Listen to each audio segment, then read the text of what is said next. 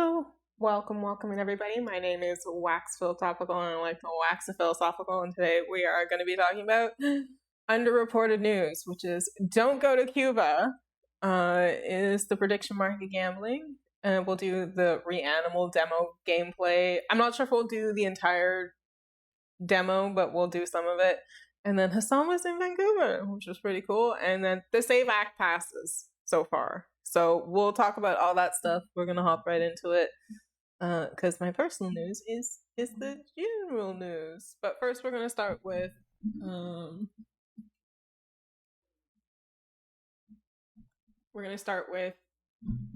is betting on everything. Are we betting on everything now? Let me grab the article. Just a second. Oopsies. I have to go back to big screen for a second. So I can do this. This is the video we're going to be watching in just a minute. How do I pin it? How do I pin it for a certain amount of time? Yes. Okay. That's it. Manually unpin. Or end of stream. Okay, perfect. That works. That works for me. Okay, just a second. I gotta do this. Not that one.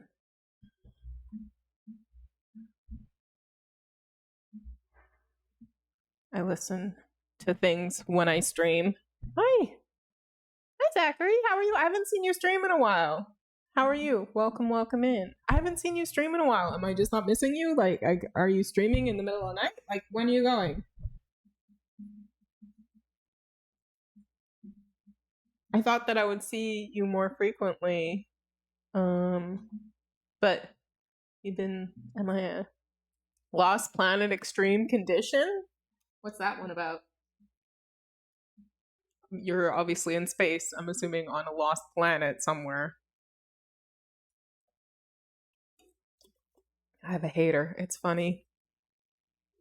They don't explain why they hate you. They just kind of like drop little bombs here and there. It's like, okay, you go and do that thing then, I guess. I don't know. Anyway. I'm streaming. I've been going between provinces though. Oh, okay, so it's been a while. Now my internet is bunged up and they're sending new equipment. Oh, that sucks. I'm sorry that your internet is going all fuzzy. Happy Valley's Day. Thank you, TD. Welcome in. I sent you a Discord message about REANIMAL, asking you if you're going to be picking it up. Thank you for giving Zachary a shout out. Just a second. I'll give you one too.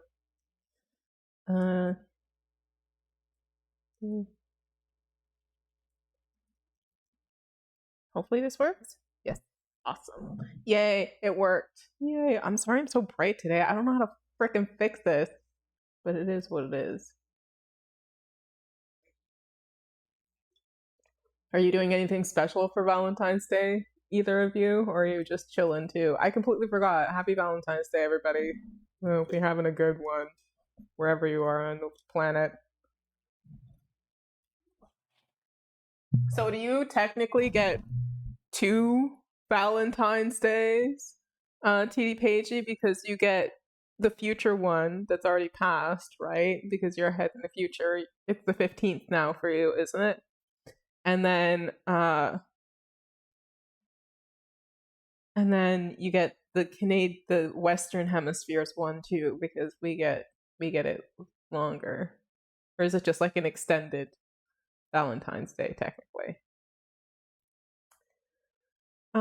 Zachary says, gonna watch some anime with my bud in a bit. Okay, that sounds like fun.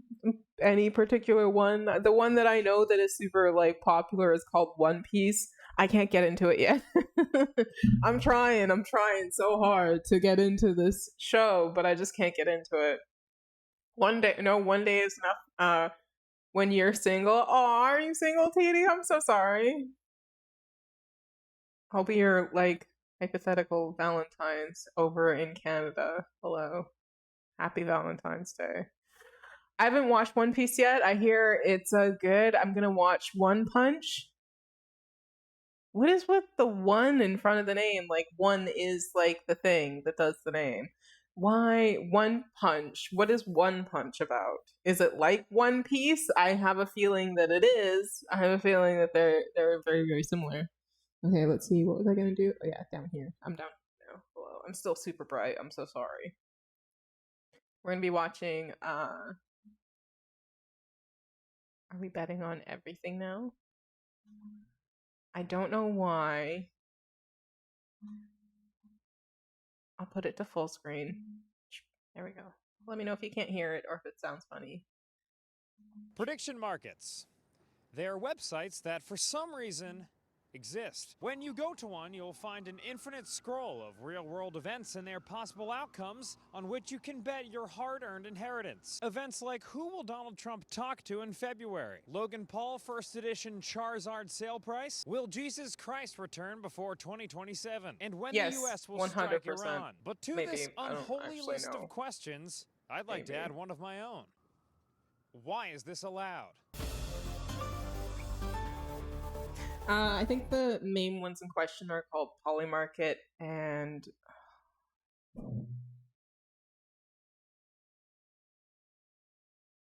I need a load bar. I completely forgot. Polymarket and whatever, but they're basically like called prediction markets, and they're legal despite the fact that technically I personally consider them to be gambling. But let's see what this person, Dan Toomey, has to say about it. In the rapidly evolving genus of prediction markets, two species stand above them all. I don't know why it won't show for this one. These companies are strikingly similar beasts who together are largely responsible for the recent prediction markets boom. In just the last year, they've partnered with news agencies and sports leagues, launched massive ad campaigns, and each reached valuations of about $10 billion while processing over $1 billion from users every week. Folks, it's prediction markets world, and we're living in it. Prediction markets are the future. Predictions markets, very hot right now. Google announcing it will integrate Kalshi's data into their search results. The NHL just became the first major U.S. pro league to strike licensing deals with prediction market platforms. An everyday person could liquidate their 401k and bet it on how many times the Chipotle CEO is going to say carne asada in their earnings. Don't do that. Okay, don't do that. I understand that there's like apparently like a Kalshi or Polymarket for literally everything. If you can, it's like the rule 43 of the internet. If you can think of it, it's there. Don't do that though. Okay, you're probably gonna lose. Like, it is gambling. Let's face it, and gambling is incredibly addictive. Don't bet on stupid shit. Like, you're more likely to lose than you are to win. That's why like casinos are so freaking successful, and to manage to bankrupt one is a special kind of like idiocy, or I don't know, laziness maybe. I don't know. Anyway, just don't do that. Prediction markets are going to be the next thing, separating your boyfriend from his salary. I've been getting into prediction markets, and I think more people should be involved. So we bought $100 that it's gonna go up. I'm locked in. No! Yo, this is emotional. But prediction markets, that's why gambling is so addictive. It is the emotion, not the payout, that is so addictive of like gambling. It's the emotional high that you get from it, not the financial potential reward. It's that riding that like high of the potential, not even the win. It's the potential of the win. Because if you were just like satisfied with winning, then you'd walk away when you won something, but then you end up, that's how things fall into sunk cost fallacy there, where you're like, oh well, you know, what if I don't win though? Then I have to keep playing until you do win all of it back. But chances are you're just more likely to sink yourself further and further into debt. And people who can't manage to see that and walk away from the point in which they've lost like a substantial amount, like sometimes you just gotta walk away from the losses and stop making it worse, because chances are you're not gonna make it better. You're not gonna win that money back. You're not gonna like get rich from gambling. It is incredibly rare that somebody's successful with gambling. It's kind of like insurance companies. You're lucky if you win, unfortunately. Multi-billion-dollar addiction apps that your husband checks on his phone immediately post-climax. In fact, prediction markets got their start as the insignificant fringe interest of enormous nerds. In 1998, faculty members at the University of Iowa created experimental prediction markets to discover what we could learn from letting people bet on things like the presidential election. The Commodity Futures Trading Commission, which oversees pretty much all trading, let them run the experiment so long as they kept the money dial turned down to 4 nonprofit research/academia purposes. But now these things are most certainly non-profit. In fact, they're mucho profit. Did you see this coming? This explosion of prediction markets? Anybody that says they saw this coming is full of shit, I'll tell you that much. It was so small, there was nothing going on in the background. Dustin Gauker is a reporter who writes Event Horizons, a fantastic newsletter on prediction markets, if I do say so myself. Dustin explained to me why, at its core, the idea of prediction markets is so potentially valuable in the eyes of the world's beta-blocked VC bros. Information is money, right? Information is super valuable. The more information you can have about world events and what's to come, that information is power. Like if you can tap into that information, then you have something. And again, this is why major financial interests are really getting into this and really find this interesting. The major financial interests Dustin is talking about here are, among other things, investment banks and hedge funds, a few of which are hiring traders for prediction markets, titans of traditional news media, Venmo, Giannis Antetokounmpo, Donald Trump Jr., who's an advisor to Polymarket and Kalshi, and his daddy, whose social media platform is making their own prediction market, Truth Predict. The fundamental argument for prediction markets' usefulness is that they tap into Truth the Predict. so-called I feel like if it's something of like Donald Trump's making, like Truth Predict, like Truth Social, it is good luck ever. You just have to win, you would literally just have to bet with whatever is most favorable to Donald Trump, because he's going to skew the answers anyway, because his ego is so fragile. He can't handle like the concept of somebody disagreeing with him and him losing. So the results will always be favorable to him, like no matter what. You could put this man up against like a toddler, a 3-year-old, and like a foot race, and somehow he would stumble, fall down, shit his pants, and then look at the toddler and call the toddler cheating when the toddler still managed to finish the line and finish this race, and he couldn't do it, right? Like that's the kind of person that Donald Trump is, in my personal opinion. So I don't know. I wouldn't trust anything that he creates when it comes to like quote unquote prediction markets, which are just gambling markets with a different name. And like you know, you even if you did bet and win, do you think you'd actually get your money? I don't.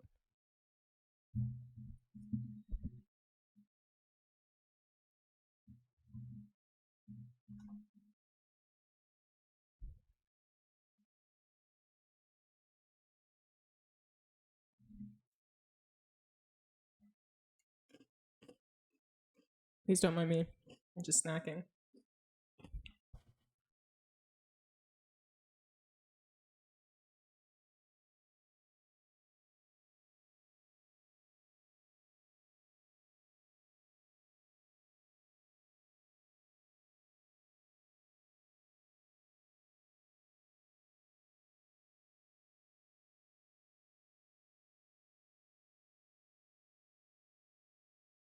To be fair, Wall Street is also just a form of gambling, right? Like you can't 100% like know for sure if your investment is going to be good or not. It is a form of gambling. There is some level of gamble involved into it, to the point where it just reasonably should be considered gambling, in my personal opinion. But that's just me.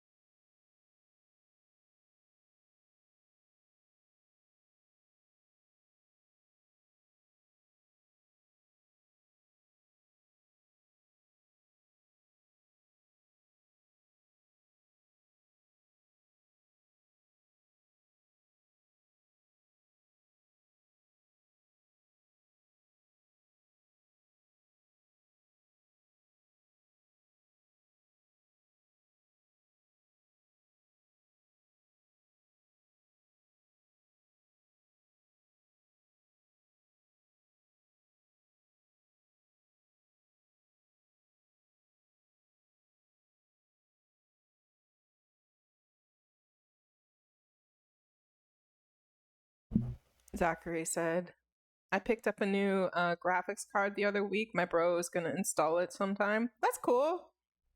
Then you can play more advanced games and stuff like that? Is that what you mean? Like, can you currently play the REANIMal demo? Or if you have the game, you can play all the games. Okay, so why do you need, like, you can currently play all the games? Would it improve the quality of the games? What's the point of upgrading? Oopsies.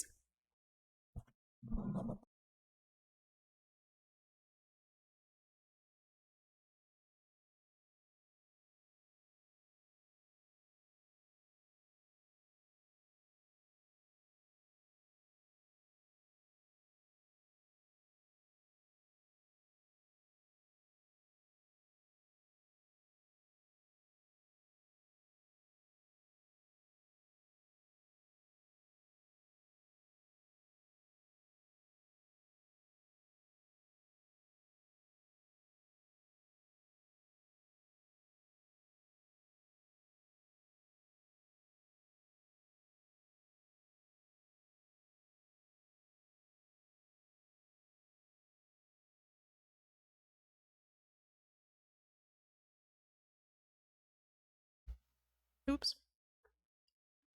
With this card, yeah, I'll be able to play 99% of the games on max settings. Okay, that's crazy. That's a great upgrade. Congratulations. I have to learn how to build my own computer sometime. I don't know. We'll see.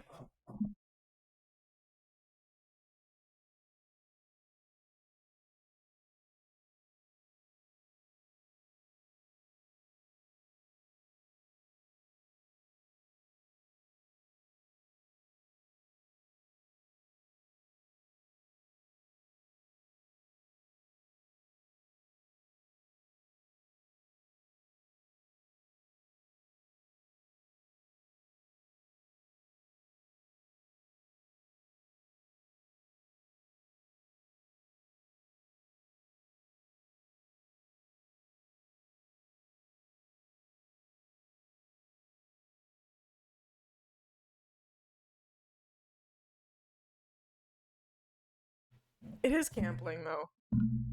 It is gambling. Gambling is terrible. Money goes quick. Yeah, because you're more likely to lose than you are to win. That's how gambling works. The odds are never in your favor. Right? Whenever those pricks at Pan Am were like, may the odds ever be in your favor, they weren't talking to the players in the actual Hunger Games. They were talking to the investors, being like, may you be the one that gets that one survivor and profits off of like whatever or something. But yeah. Gambling is terrible. Money goes quick. No kidding. Okay.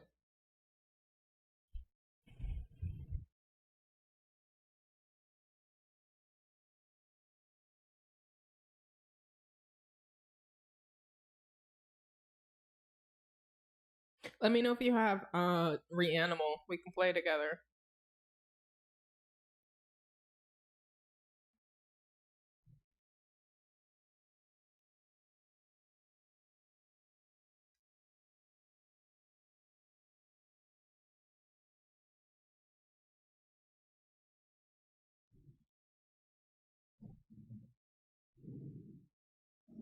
You've never heard of it? You'll look it up. Yeah, it's a.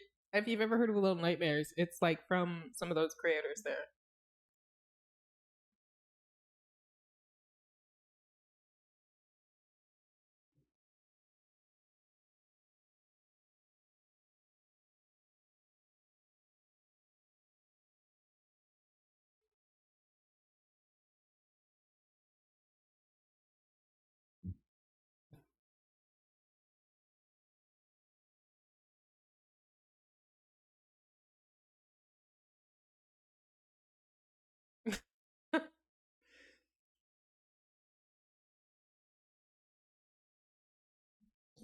Come on, man.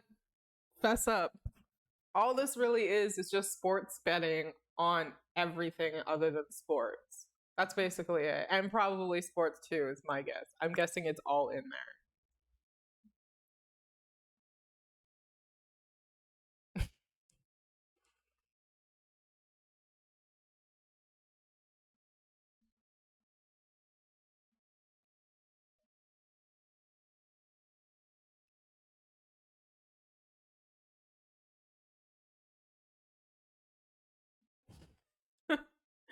But we can't be because you cut it all out, so we have no idea what he was talking about. But I'm guessing ultimately it boils down to, yeah, this is actually gambling. It's just sports betting, but on absolutely everything else. Everything other than, like,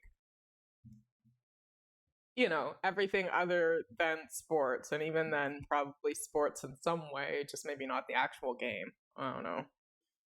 Prediction market. Prediction. Who's gonna win, like, the Super Bowl? Isn't that the same as gambling? Like, are you, like, isn't that the same thing? Who's gonna win the Super Bowl? And if you get it right, then you, and everything down the line, except then you can add absolutely everything else. Ugh. Thank you for the follow, by the way, for the person who just followed. I don't know why my alerts still aren't working. I thought I fixed them. I don't know why they're not. Feel free to let me know your name in the chat, and I'll give you a shout out.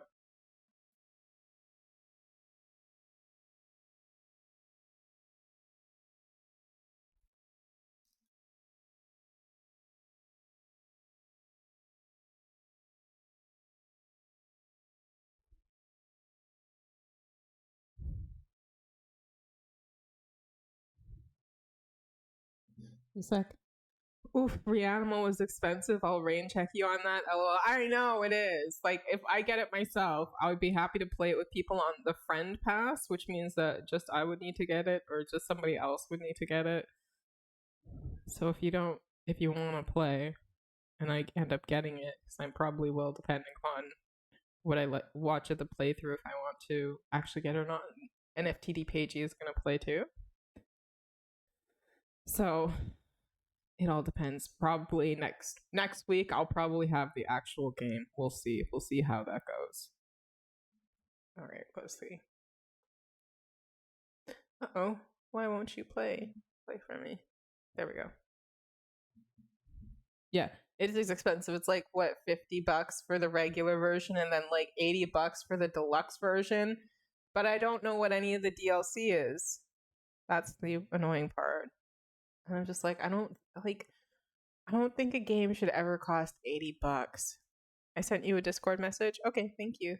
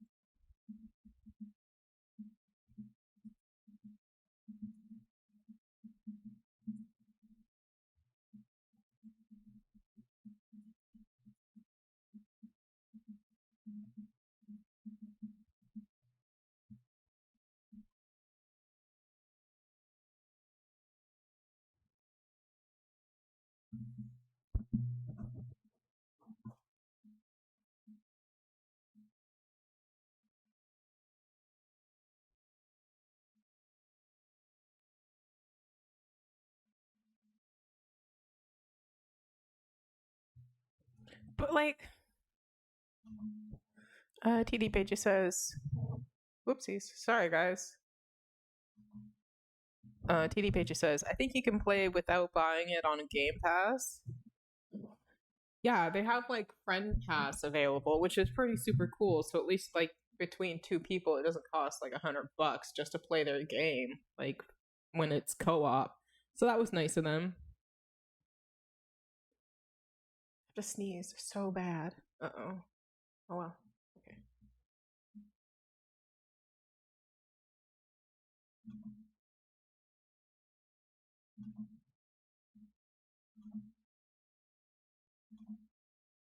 Yeah, it's just gambling. I said this earlier. It's just gambling. It's like there's no real difference. For some reason, it's just unregulated gambling, which makes it all the more like sedacious. Like I'm so assuming you can find some of the worst stuff on here, unless they have terms of services where you can't bet on certain things. Hopefully, I don't know. Maybe they'll talk about it. But that's good, TD Pagey. Yeah, I sent you a message back saying just like let me know. Just send me a thing when you want to play. Like if you want to play today, we can play today too. It's up to you.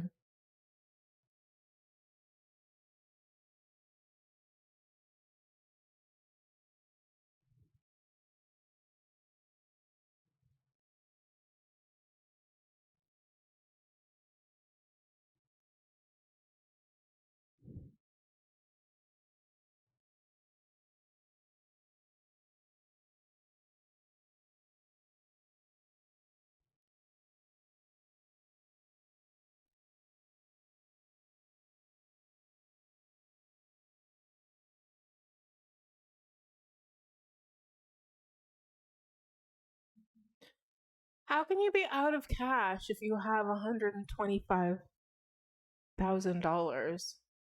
How much do you say? Yeah, $125,000. How can you be constantly out of cash? That's not good. Like, do you actually have what $250,000? However much money you said you had, or do you not? Like, which one is it? Like, you can't be both. It's not Schrodinger's like dollar here. It's either there, or it's not.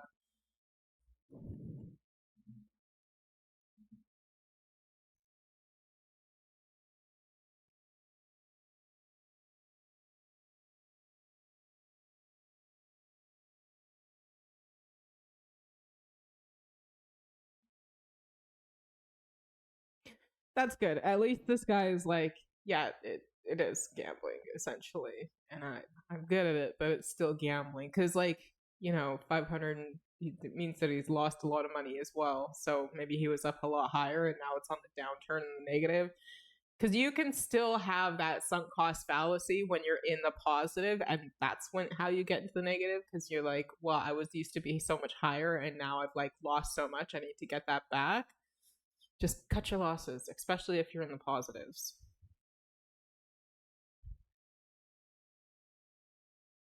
What is the rule? Set a certain amount of money to spend whether you've won or lost. So like if you go to Las Vegas, you're like, I'm only allowed to spend $100 regardless of how like up or down I am.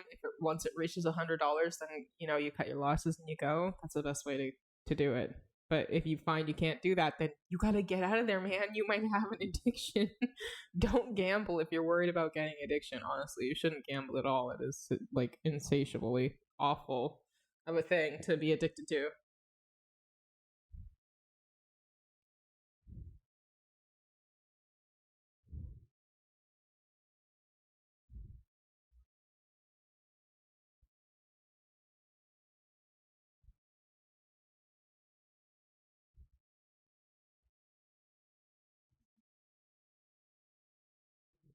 Some people do. I think they're called pay pigs, but I'm not 100% sure.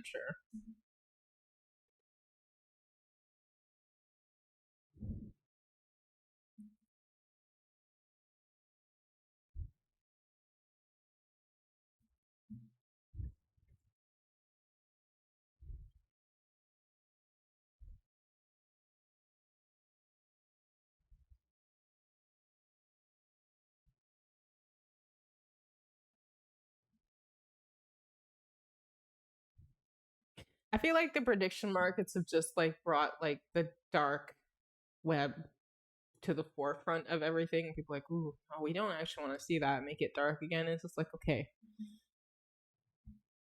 It's not, I don't know how you solve this problem.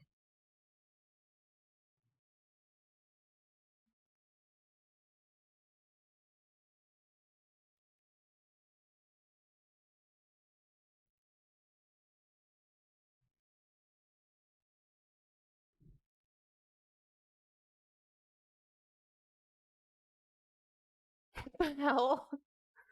So the only way that these also work is like you can put out whatever prediction you want out there. That doesn't necessarily mean that people are going to bet on it.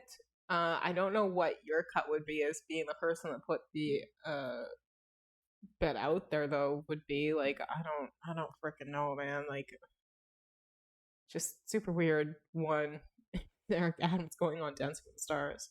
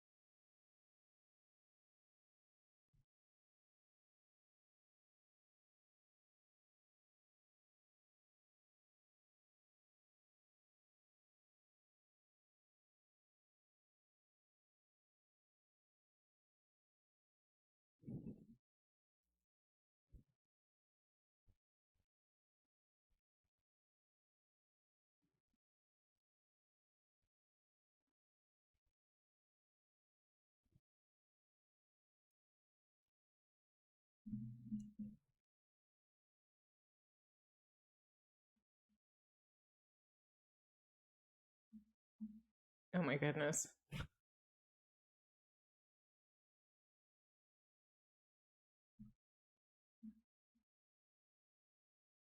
That was excellent. Just pin the message at the top. I think I can unpin it now. How do I do that? There we go.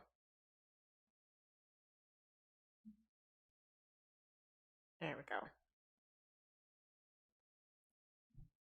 Okay, thank you. So what's going on with Cuba? We're doing a hard transition. Don't go to Cuba. Why? Why don't go to Cuba? What is happening in Cuba?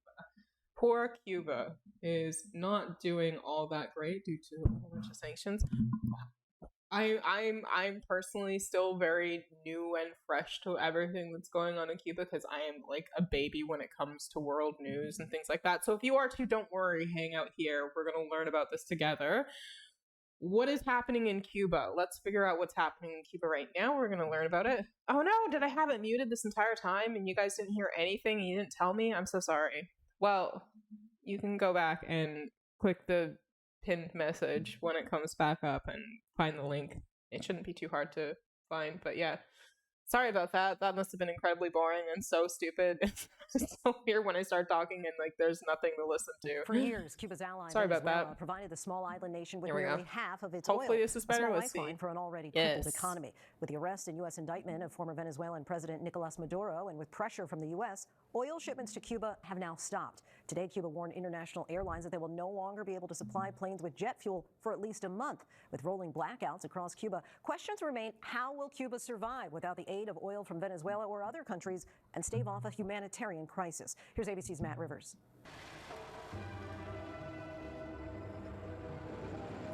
Havana, Cuba. The country's communist government has been plagued with problems over its 6 decades in power, many of its own making. Corruption, aging infrastructure, hurricanes, a struggling economy, international isolation, all pushing today's Cuba to the brink of a humanitarian crisis. And often yeah, they're in a bit of crisis because of like sanctions that the US puts on. I'm not sure if this is going to mention it, but I just don't understand the end goal of this. They're calling it potential genocide through economic collapse, because if you end up starving an entire population into non-existence or near that, like a large portion of it, that is still genocide. Even if that wasn't your original intention, you still did it. Anyway, we're gonna continue learning. Streets blanketed in darkness. Blackouts, some lasting nearly all day, a common occurrence now. Sorry, guys. Using only the light of her phone, Idania Acosta pours water from a bucket into a small pot for her family's daily needs. The water, used to cook, bathe, and drink, will have to last Idania, her 2 children, and her ailing mother until the next shipment comes in 10 days. 10 days is a long time without power and electricity and things of that nature, right? Because, like, it's not just like the fact that you don't have access to necessarily clean drinking water, but you also don't have the ability to always boil your drinking water, or you have what is a time tax on top of any sort of food production or sanitization, because you have to boil water in an unconventional way because you might not be able to have a stove in where you're currently living because it wasn't set up for like any sort of wood fire or a gas stove. And even if it was gas, they're running out of gas, so they might not be able to even supply that. So unless you have set up for a wood stove or some sort of like burner that doesn't require electricity or anything like that, you're going to have a very difficult time sanitizing anything that you want, or cooking anything that you want to eat, especially for women around that time of the month. If you're having your period or anything like that, then that makes it all the more difficult to keep clean. There's a lot of like difficulties that come along, like properly feeding your baby if they're not able to have like, keeping cool milk, and then like reheating milk, and if you need to feed them formula, having the water to mix the formula into so that they can be properly fed and things of that nature. Like a lot can go wrong for people without water, aside from even just like illnesses and things of that nature. So it's important to keep in mind just how dire things are when you have to ration water 10 days at a time, when here you can just go to your tap and turn water on like this and that. So it is quite a privilege when it shouldn't be. And for reasons that I just personally don't understand, like I can't unpredict or like try to imagine what the whole entire purpose of causing an economic collapse in Cuba is, because Donald Trump has like fucking dementia and thinks that for some reason Cuba's been so bad to us, so therefore he needs to like kill them off for some reason. He's a lunatic. Say,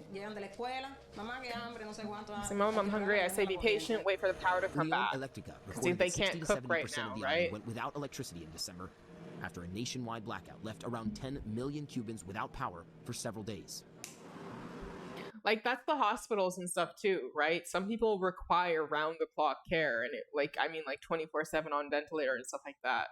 So I don't know what, like, don't go to Cuba right now. You're more likely to create, like, if you're thinking about going to Cuba, my main concern is that you're more likely to cause more casualties than you are good if you're considering going there as a tourist and things of that nature, because things are so dire. Which feels antithetical to what Cuba needs, because it needs money right now, but there are other ways that you can donate, like through like causes and organizations, to ensure that they're getting the money that they need, but rather than like human bodies there that can like, it's just another mouth to feed, right? It's just another mouth to feed. It's just somebody else that needs more electricity. It's just somebody else that like needs more. So if you're thinking about going down there as a tourist, maybe reconsider and ask Cubans, like, what are they thinking? What are they feeling? Do they actually want people down there right now as tourists? Is like, what's their atmosphere for them? What would be most beneficial to them, rather than doing just things that are like, I don't know, for your benefit. We're going to be talking about tourists in just a minute, like, and why you should not be these kinds of people and go to Cuba. Don't go to Cuba if you're these types of people when we get to them in a minute. Families like we Yacostas continue work learning and about eat by candlelight as the city softly hums with overworked generators. When the power grid doesn't work, only those lucky enough to have generators and enough gas to run them can keep the lights on. And the situation is only expected to get worse. Es bastante complicado el tema del apagón. Cada día todo peor. Y si no hay una ayuda, aunque sea el petróleo, que es lo que más a nosotros nos favorece, es todo más para atrás y más difícil. Cuba's already crippled economy is expected to get even weaker after U.S. forces captured Venezuelan President Nicolás Maduro and his wife early last month. The island nation depended on the oil. If you're unaware, Trump went in and captured him because of drug charges, even though he pardoned like a major drug trafficker just a short time before. So if you're looking for any sort of like consistency in terms of like implementation of respecting the law, Donald Trump is probably your last source of a person to go to when it comes to anything of value, when it comes to respecting the law. So don't look for that for an answer, for a potential through line as to why he's doing what he's doing. I mean, I've even gone through a potential through line of, well, he wants to cripple them so hard that they eventually like just sort of like collapse to the point of being like cheap slave labor that, you know, the US can outsource to and have like, I don't know, whatever in the hell they want from these people who are just so desperate enough they'll be thankful just to get food and water and shit like that. But Venezuela sent over, I don't know. according to I don't know. I don't understand the logic behind doing demand. In exchange, the Cuban government provided personal security and intelligence for the Venezuelan president, But President Trump cutting off that lifeline, writing on social media there would be, quote, no more oil or money going to Cuba. Ugh, Donald Trump is such a disgusting human being. Holy shit. Look at this deranged piece of shit. What the hell? What the hell is wrong with you guys? You guys could have had Bernie Sanders and you guys decided on the timeline that resulted in this? What the hell is wrong with you? Why would you pick this? Like, you guys are so stubborn. We're gonna get into it later, but like, people are currently like bitching at people for not wanting to just automatically vote for Gavin Newsom, and it's just like, this was the problem last time. This is why you don't have like a Bernie Sanders future and you have a Donald Trump future, because the DNC doesn't listen to its base. And they think that for some reason they can just hold life hostage doing the absolute bare minimum, sometimes less, because they get to say, well, at least we're not as bad as the other guys. And it's just like, well, then you're just putting people in a position to force having to vote for you, regardless of whether they want to or not. And that doesn't sound like anything related to freedom to me. Like, that just sounds ridiculous. Like, you should not be on this timeline right now. We should not be on the Donald Trump timeline right now. And I hold the United States personally and fully responsible for this absolute fuck up of like all of humanity. What the hell did you guys do? Oh my goodness. But in all seriousness now. If they're going to hold out. But Cuba now has no income. They got all of their income from Venezuela. Cuba faces tough questions here. I just don't see the country being able to survive without Venezuela. Oh, by the way, I fully support Canada sending oil to Cuba, like 100%. Like, these people are starving and they're, dying, and it's just going to get worse and worse before it gets better. But at least we can stem like a little bit of it now. Like, might as well, it's worth it.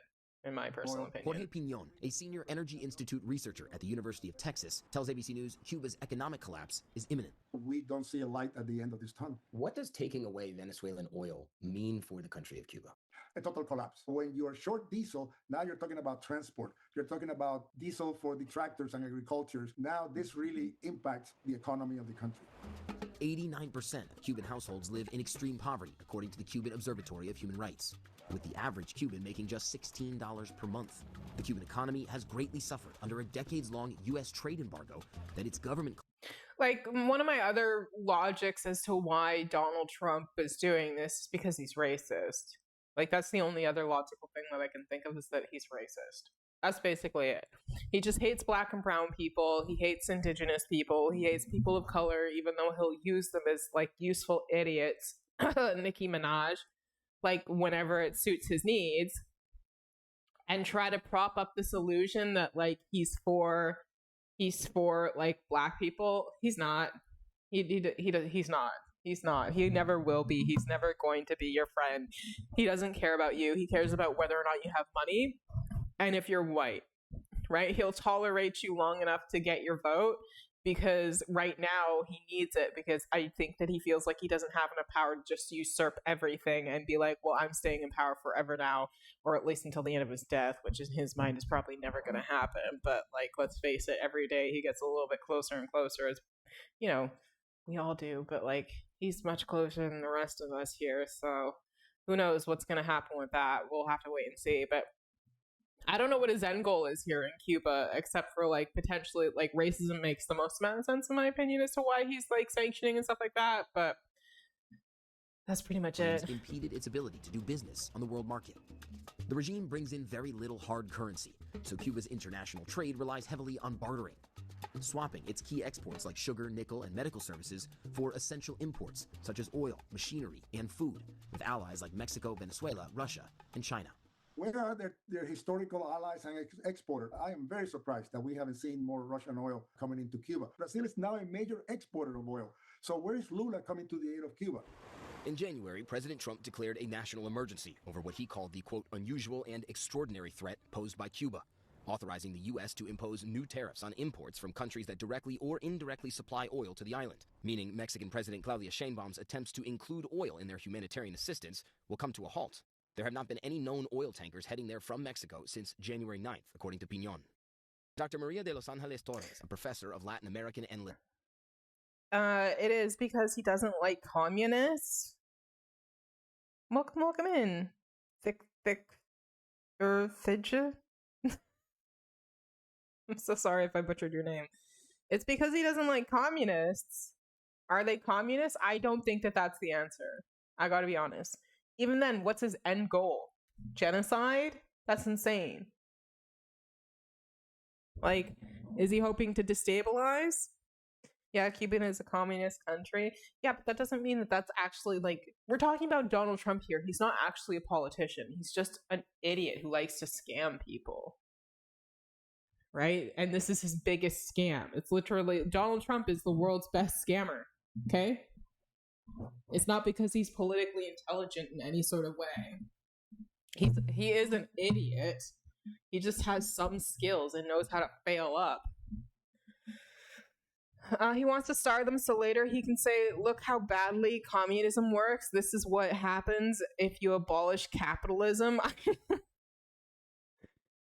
I don't know. I don't think that's true. I think that he's probably more like, these black and brown people are so disgusting. Screw them. Look at all these drug-using losers. We need to punish them because they're obviously the ones that are responsible for all the fentanyl coming into our country and stuff like that. So we're going to kidnap the president. Really, what I think he wants is to destabilize the government and, have the people become so upset and have so much unrest that the government, who is responsible for ensuring their, safety and livelihood, that's why people get elected into. Why do you think America invaded Vietnam? Okay, just a second. Like, to destabilize the government, because the people will become so upset and so much unrest that this instilled government that was supposed in charge of ensuring that it didn't get to this place, that they sort of like have their own insurrection and commit a coup or something like that, or I don't know, like get somebody else in power. That's my guess. It's a way to destabilize things there even further, so that there's so much unrest that people like take down the government internally so that they don't have to do it themselves. He attacked the two most communist and left states while he ignores the country's right at his border. There's no reason to attack Cuba and Venezuela rather than Mexico and Nicaragua. Well, I mean, preferably you attack neither. Right? That's the thing. It's like I don't think that he's thinking about it that way. Like, I don't think that he's thinking about it that way. I think that he's just a bully. Literally, he's just a bully and he's racist. Latino Studies at the University of Illinois calls the situation unprecedented.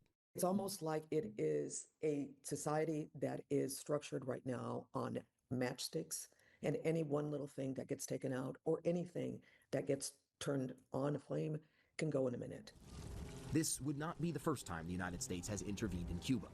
In 1961, thank you for the follow, whoever followed. I'm sorry, my alerts are not working right now, plan so for the CIA feel free to let me overthrow Cuban leader.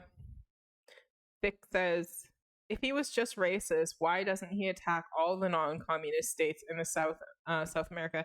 Because he's taken little bites at a time, is my guess. He's smart enough to know that he can't tackle everything, but he'll pick on certain places for certain reasons. For some reason, it's kind of like why he doesn't like one of his daughters, but he likes the other, kind of a thing. It's just like, they're both your kids, you weirdo. Like, you should like all your kids equally, you psychopath.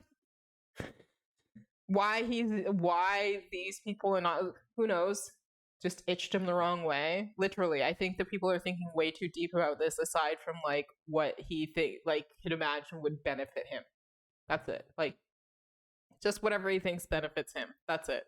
What he gets out of this as a benefit, I don't know, because what benefit does he have from, like, he's not randomly taking a few bites. He's clearly targeting states that go against American ideology, like communist, pro-Palestine states and so on. But that's not true, right? What do you mean American ideology? Because right-wing Republicanism is a part of American ideology, but it's not the only American ideology. What he's doing is he's attacking his enemies, right? And he doesn't like back and brown. Like he does. It's just like you said, Nicaragua or Mexico. It doesn't really seem to matter. It's nonsensical. What benefit is there for him to going after Venezuela? The oil, obviously, but now why Cuba? Like, what's the purpose of this? He wants to blame the abduction of Maduro because of like drug-related charges and things of that nature, but then he also pardons somebody who is not black and brown for doing essentially what Morado is being charged with. Excuse me on his name. Oops. Anyway. Fidel Castro, known as the Bay of Pigs invasion. My sincere feeling to the people of the United States. I hope in the future we will understand better and we will be friends. Nearly 65 years later, attempting regime change in Cuba would be a personal victory for a key member of the Trump administration, Secretary of State Marco Rubio, a Cuban-American and self-proclaimed son of exiles. His parents immigrated to the U.S. in the 1950s, settling in Miami. It's always funny to me when it's like immigrant people, like, who are so anti-immigrant. Like, why are you burning the bridge behind you, buddy? Like, the beating heart of the Cuban exile do community. you not view yourself as a good person who should be in America? The fate of Cuba is deeply personal to Rubio, who rejects the idea that the U.S. embargo was the cause of the island's economic malaise. We would love to see the regime there change. The suffering in the rural areas of Cuba are acute and they're deep, and it's not because of the embargo, it's because they don't know how to run an economy. Do you see Rubio's hand guiding a lot of these actions? We have a very unpredictable president, and while Rubio may have literally every time a socialist pops up in South America, the U.S. instills some kind of capitalist dictator that is a cuck for America. Who else is doing that right now? Isn't that what's happening right now, though, basically? But it's not a socialist. Like, Donald Trump is not a socialist.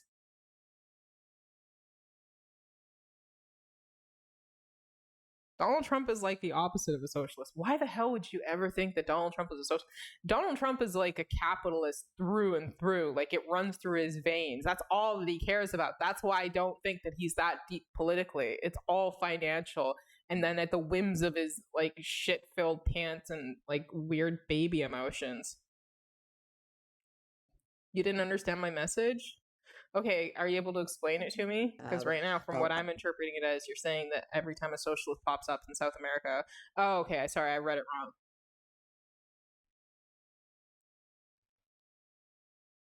Yeah, okay, fair enough. They don't like socialists. But they don't like communists either. They don't like anybody other than themselves, though. That's why it's a Republican, Christian, white nationalist nation is what they're aiming for, right? a very coherent perspective on Cuba. We don't know how that unfolds. My mistake. Sorry about that. I think that the regime in its current Am I saying your name right? Thick, thicker, outside Fitcha? aid from anyone else, that would include China and Russia, does not survive the year. The Trump administration not ruling out regime change in Cuba after the abduction of Maduro, demanding on social media that the Cubans cut a deal, quote, before it's too late. Meanwhile, Cubans... What kind of deal? What do you want? They're literally an impoverished country right now who are, close to starving to death, running out of jet fuel and shit like that. What do you even want? What is being asked for? Cut a deal. What does that mean? Nothing's been proposed. Well, that's why they target Cuba and Venezuela. They are two communist or non-Christian states, while the rest of South America is capitalist and a Christian. I don't think that that's true. Not in totality. Keep in mind, it's just we're still moving on into the future, right? We're still moving on into the future. What do you think that Donald Trump's goal is? To turn Cuba Republican? What would that look like? What would be the purpose of that? Here's a map. Ugh, you have to be subscribed to send links. I'm sorry. I don't run ads here. It's the only way I get any sort of finances to improve this setup. Do you see the red countries? Those are communists. I'm always the same guy as last time, by the way. You're the same guy as last time, by the way. Did you change your name? Are you changing your name frequently? Why is that? Breath, the fate of their island held in the balance. The Cubans are not simply waiting for someone to, quote, save them. despite the heavy hand of a It's a security new state that account. stifles Why dissent. didn't you? Sporadic Okay, protests now I'm continue to nosy. pop up against I get banned a lot on Twitch. Why do you get banned?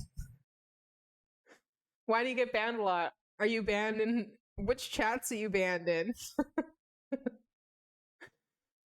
I'm curious now. Which chats are you banned in? Who are you banned from? What got you banned too? But don't type it all out, but like give me a brief synapse. demanding better living and economic That's funny. conditions.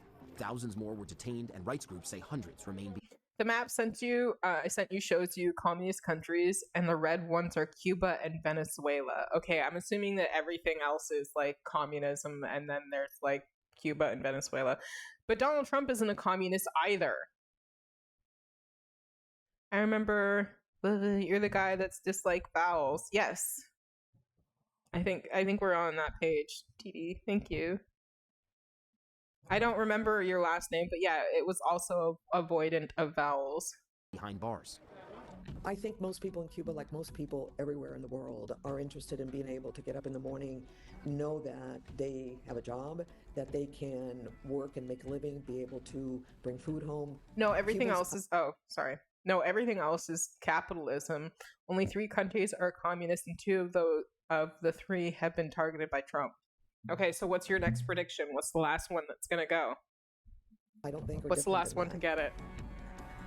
Last week, the U.S. announced they will provide $6 million in humanitarian assistance comprised of food and hygiene kits. Overnight, Mexico sending humanitarian aid as well. But the UN warns the humanitarian crisis will become even more severe if oil needs go unmet. Like the other 11 million inhabitants on the island, Idania and her family are being pushed That's to a the lot of brink. people. But in a country where darkness is routine, life doesn't stop.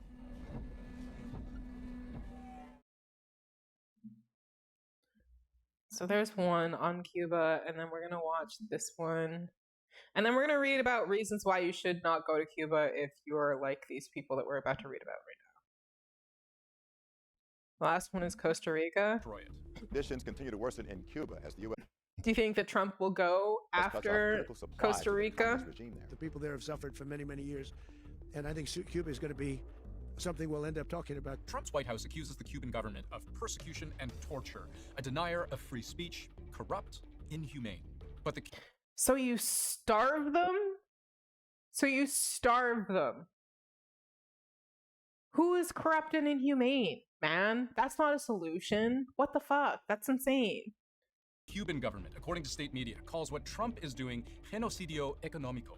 That's economic genocide in Spanish. Corruption, aging infrastructure, hurricanes, a struggling economy, international isolation.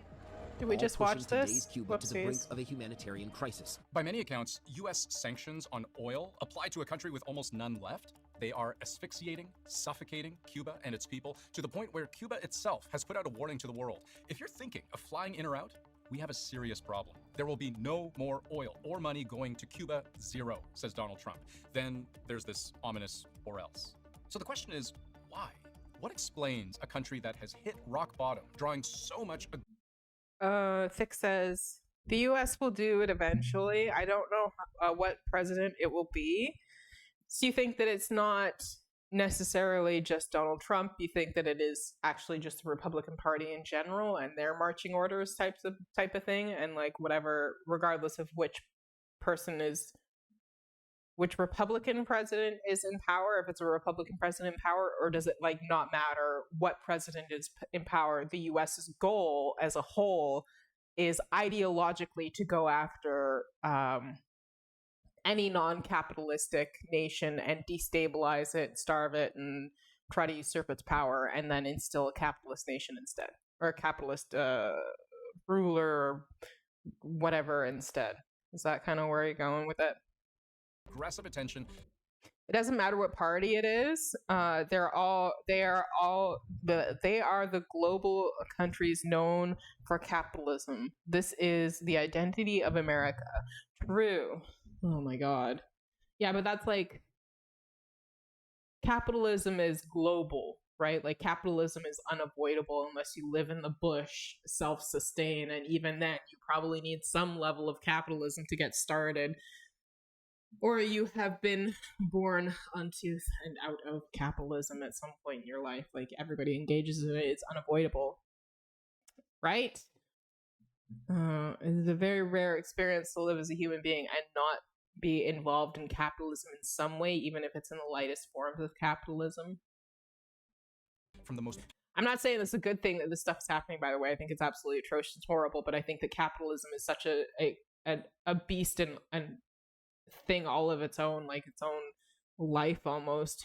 It's, it's like humanity has valued capitalism more than it has itself because it is happy to profit capitalism over humanity is to just share and ensure that everybody could benefit from this capitalistic endeavor if we just put some regulations on it so that the greediest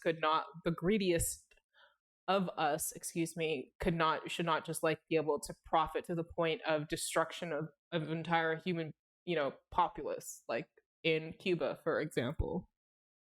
Powerful country on earth. And why now?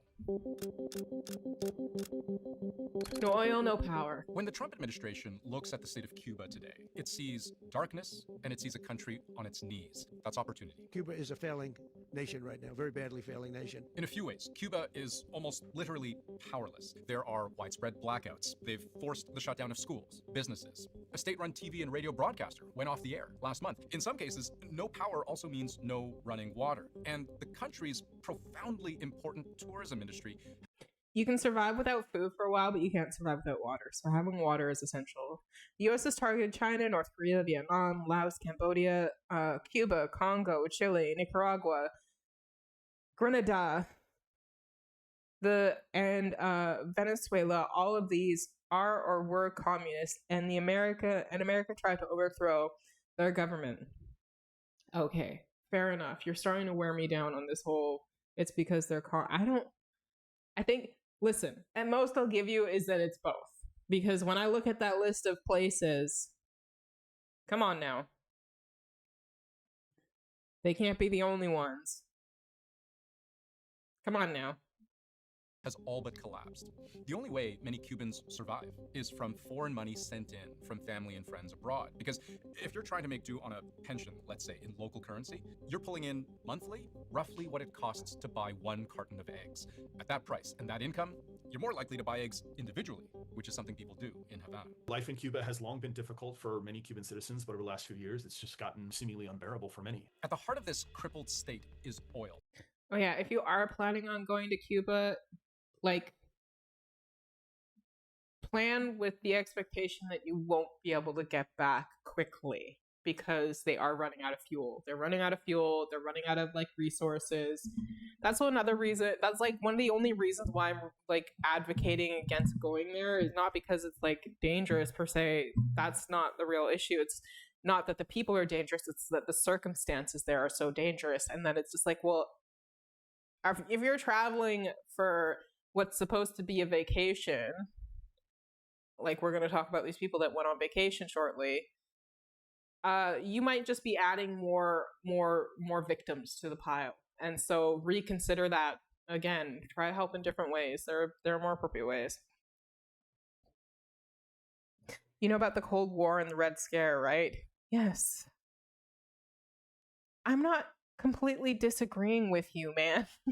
At this point, I'm literally saying I think it's a bit of both, but I think that it's an underestimation and a disservice to say that it's not. Run on oil, and it doesn't produce enough oil to keep the lights on.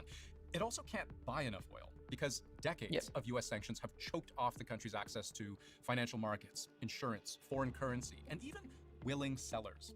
Because oil is so hard to buy and difficult to deliver, Cuba relies on just a small handful of countries to supply it. In 2025, about 4% of incoming oil came from Algeria, 10% came from Russia, 25% from Mexico, and the rest, more than half of all incoming oil, from Venezuela. Shown in a slightly different way, here's the oil from Algeria, Russia, Mexico, and these bars are Venezuela. But you see this empty space representing the here and now? That's not missing information. That's as close to zero as you can get.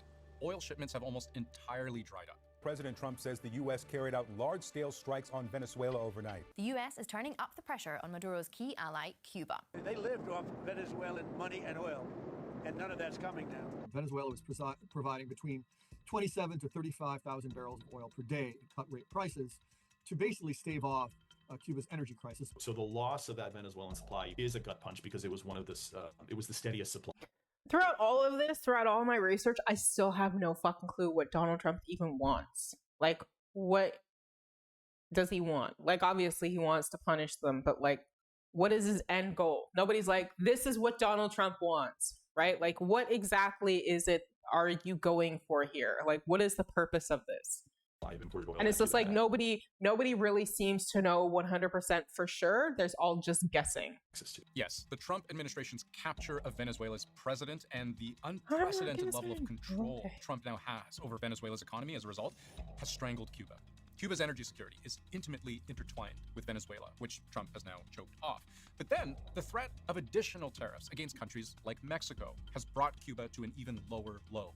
In late January, one estimate figured the country had just a few weeks' worth of oil left. Cuba is on the ropes, and Trump knows it. So that's the why now. But what about the why, period? Like, what is Trump's interest finally. in so-called... Schick says, the end goal is to collapse their economy and turn their country into shitholes so that the U.S. can keep saying that communism is impossible to work and everyone should keep using their economy. I don't think, here's where I disagree with you. I don't think that Trump needs to do that to convince people to stay away from communism. I could see him doing that to convince people to stay away from socialism. You know, people often point to the wait times here in Canada as like one of the issues, despite the fact that like, okay, yeah, the wait times suck. Unfortunately, some people don't get the care that they need, but it is drastically better than anything that I wouldn't trade anything for what the US is system. Like, who the hell is going to be like, yeah, sign me up for fucking insurance bills for companies that aren't even guaranteed to cover me, making insurance basically a gamble too. Or because I forgot that I had like some surgery as a little kid, or some sort of cold or whatever as a little kid, therefore, you know, publicly funded healthcare is bad. Or like, I don't even understand the logic here. Like, your insurance is ridiculous. Not that publicly funded healthcare is bad, excuse me. It's like, because you had a cold as a kid, now for your insurance isn't going to pay for your kidney, like, medication as an adult because you had this illness that you didn't even remember that you had as a kid, and therefore you're a liar and you're trying to scam the insurance companies, and it's the most ridiculous thing ever. I swear, like, I don't understand your guys' system. But yeah, that's the only thing that I could see the reason to do that is to try to scare people away from like socialism, but communism, I'm not quite so sure. I'm not convinced on that one. Failed state. Well, to understand motivation, let's understand Trump's relationship with Cuba. As president, he's implying something very threatening. Well, Cuba's an interesting case. Cuba is, not doing very well right now. And I think Cuba is going to be something we'll end up talking about. Even if it's... There's not much difference. Communism is just high levels of socialism.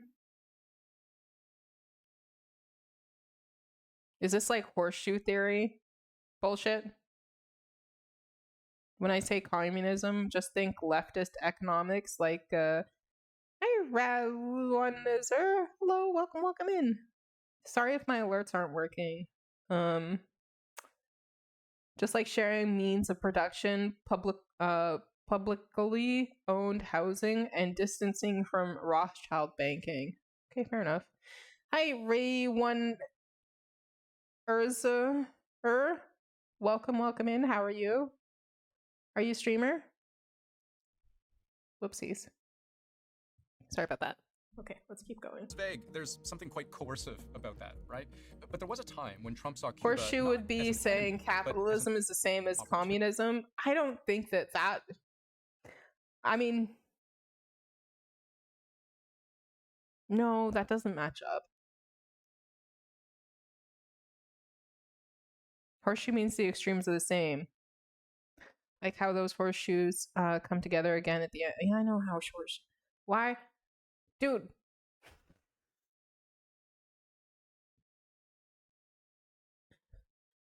Why did you just explain to me horseshoe theory? I understand. I'm saying that to me, those are the opposites. Not. They call me Ray if that's will be easy. Call me Ray, excuse me, if that'll be easy. Sure, Ray, no problem. Welcome in, Ray. How are you? Are you a streamer? How is socialism the opposite? No, not socialism. Capitalism and socialism. I think we're mixed up here. Capitalism and socialism are the opposites of each other. But I thought you were horseshoe theorying it like that communism and capitalism are like the same, but they're not. Yeah, I am, but not professional. I just stream for fun. Yo, dude, me too. Okay, I got like 6 people in here or something. 5 people if I'm lucky. So, what do you like to stream? Let's see. Overwatch. I don't think I've ever played Overwatch. Is it good? Okay, let's get through this. While he was still the we got a chair lot to of cover Trump today. hotels and casino resorts, which made sense. One of Trump's greatest successes is in hospitality, and tourism is Cuba's most important industry. Yep, that makes more sense. Overwatch mostly. Yeah, it is for me. What is Overwatch about exactly? Like, I've seen the gameplay and stuff like that, but like, what's the backstory of Overwatch? Or does it not have one? It's just a pew pew game. That would make more sense to me. What Donald Trump's interests are. It would be the land, right? Because Cuba is a popular tourist destination. Not so much anymore, obviously, but like to destabilize it, get it cheap, get the land, buy it up, build up his own real estate, because that is what Donald Trump's base is in terms of finances, is real estate. He's just never had this presidential access to land before and money before and able to have his endeavors take place. Same with Palestine, Gaza. He does not care about the people of Palestine. He doesn't care about the people of Israel. He cares about the real estate that there is in Gaza. You know, he could see a potential, you know, where he sees disaster or other people see disaster, he sees opportunity type of person. That's who I think Donald Trump is. That would make the most amount of sense to me. But all those years ago, there was just one problem. Since the 60s, U.S. embargoes closed the Cuban market to most American companies. So for a hotel magnate like Trump, U.S. It's a shooter game, but whoops. Take a look at this from reporting at the time. Consultants for but Trump's with hotel different business requested characters and reimbursement roles, for and a each business trip character to has their own Havana. story. Okay, More than I think it's $68,000 available worth of work, but made legal on the only if YouTube it on was their official account. technically on Okay. behalf of a charity. The consultants even suggested one that might work for their purposes. It's possible that Trump would also just get shot if he didn't do what Israel wants by AIPAC. Yeah, maybe. I don't know. I don't know if if that would actually happen. I don't know if Israel has the balls. I think Israel needs the U.S. more than the U.S. needs Israel. But like, what's the worst aside from the Epstein files? What's worse that could happen to Donald Trump? Right? The worst thing that could happen to him has already basically happened to him, except for death. Trump, like And with the war I don't in know. Gaza, sees some kind of development future here. I don't want to be cute. I don't want to be a wise guy, but the Riviera of the Middle East, this could be something that could be so bad. This could be so magnificent. But also, when I last He's saw such a Trump gross speak to person. reporters about He's his such a position gross on piece of Cuba, shit. he What a did something gross thing that to I think is say. very telling. Palestine and Israel, like, you know, I don't know. I don't even know what to say. It's just disgusting. It's very similar in the sense that we want to help the people in Cuba, but we want to also help the people that were forced out of Cuba and living in this country. Do you want to say something about that, Marco, please? Well, I mean, I just gave you a statement a few minutes ago about, when the president speaks, you should take him seriously. To Donald Trump, Marco Rubio is Secretary of State. That makes him Trump's principal foreign policy advisor. But Rubio himself is the son of Cuban immigrants who came to Florida in the 1950s. This family came to the United States before the Castro regime, but he grew up and cut his political teeth in the very sort of hothouse environment of Cuban-American politics in South Florida. And for many Cuban-American exiles, Castro's socialist revolution represented a big loss of property, of a sense of home. It felt like a betrayal. You know, Cuba is a Just- disaster. I just gotta go to the bathroom. It's I'll be run by right back. incompetent, senile men, and in some cases, not senile, but incompetent nonetheless. He made his political career based on hostility toward the Cuban government. And so, in some ways, the policy of hostility towards Cuba is very much his personal policy. Yeah, look, if I lived in Havana and I was in the government, I'd be concerned. And importantly, Trump knows this policy position really resonates with Cuban Americans, particularly in Florida, the historical swing state that's not so swingy anymore, where so many Cuban Americans live.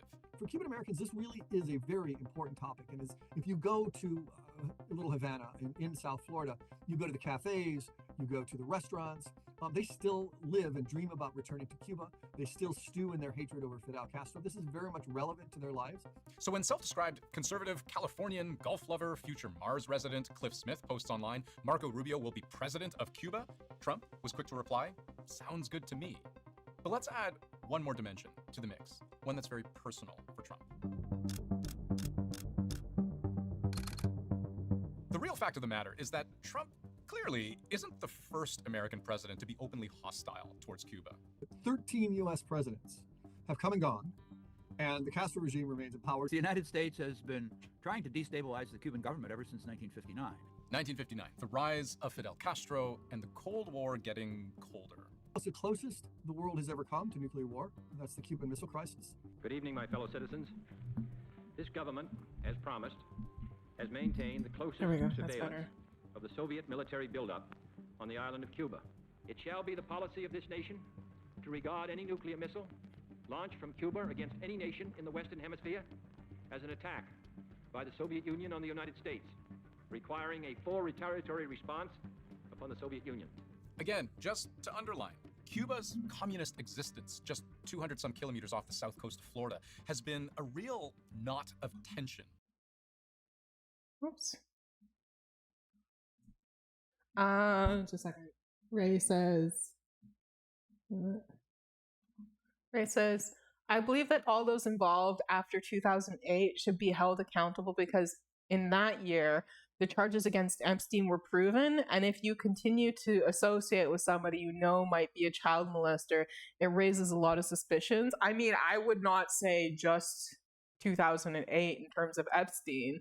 I'd say any credible sort of like situation that arises from these should be charged. There should be no sort of statute of limitations on it, regardless of whether or not when he was charged or not, because regardless from the point in which the files were legitimized, right? Like if they're legitimized for 2008 and after, that means that they're legitimate for before that as well.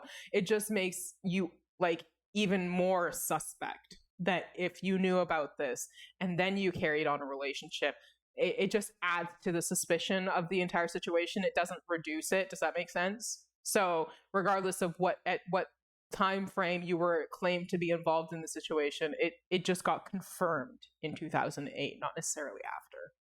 Does that make sense? So there should be no statute of limitations on the Epstein files, in my personal opinion. They should charge back as far as they can get whoever was involved, right? Like every victim deserves justice, not just like those of 2008 and after, because it was verified like undeniably at that point that Epstein was a pedophile. May he rest in peace.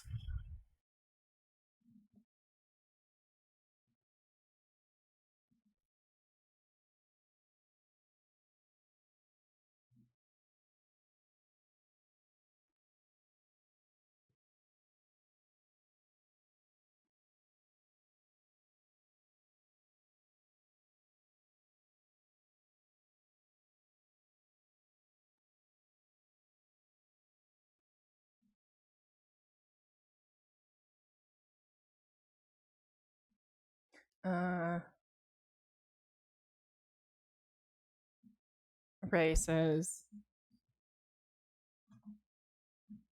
yes, there may be people who were put in this situation and were not involved, and that's why I said that in 2008 you should cut ties with that person because those charges were indeed brought against him and proven by witnesses. Okay, so I think we're kind of saying the same thing. I think we're talking about different stuff, though.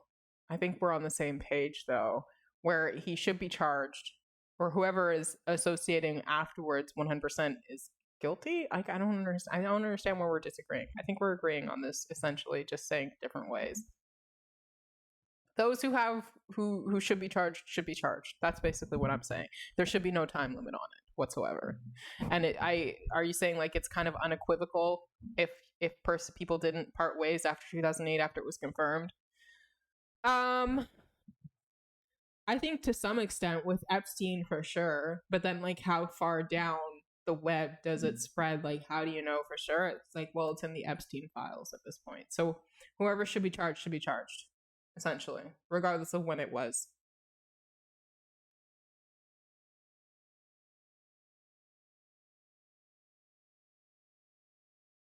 Yeah. That was a cool video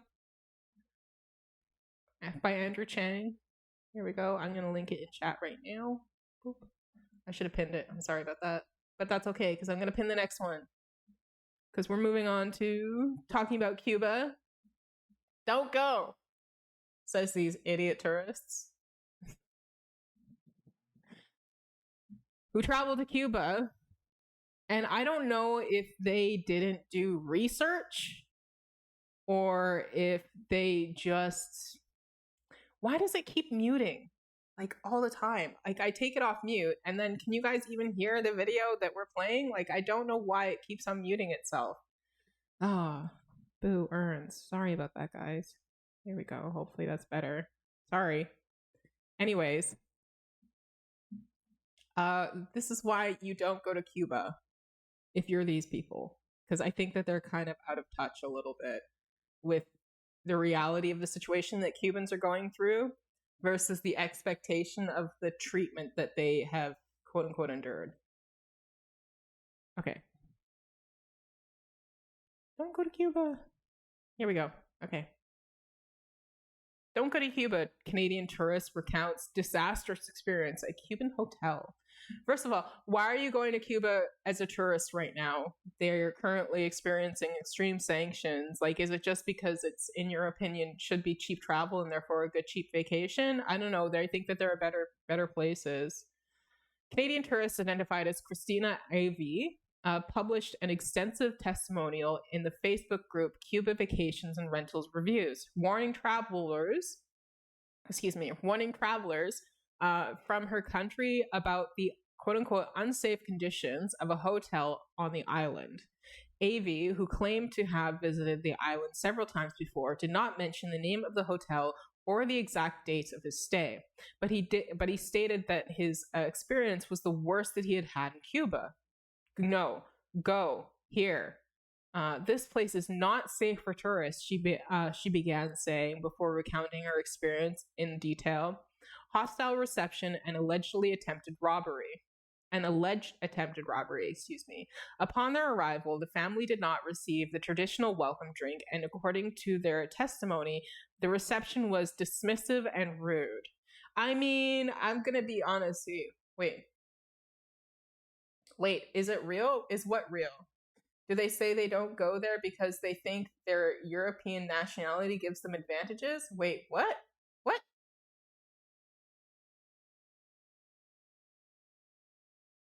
These people are Canadian. I don't know their nationality. They could look like me for all I know, but they're Canadian, right? So their Canadian nationality might give them advantages.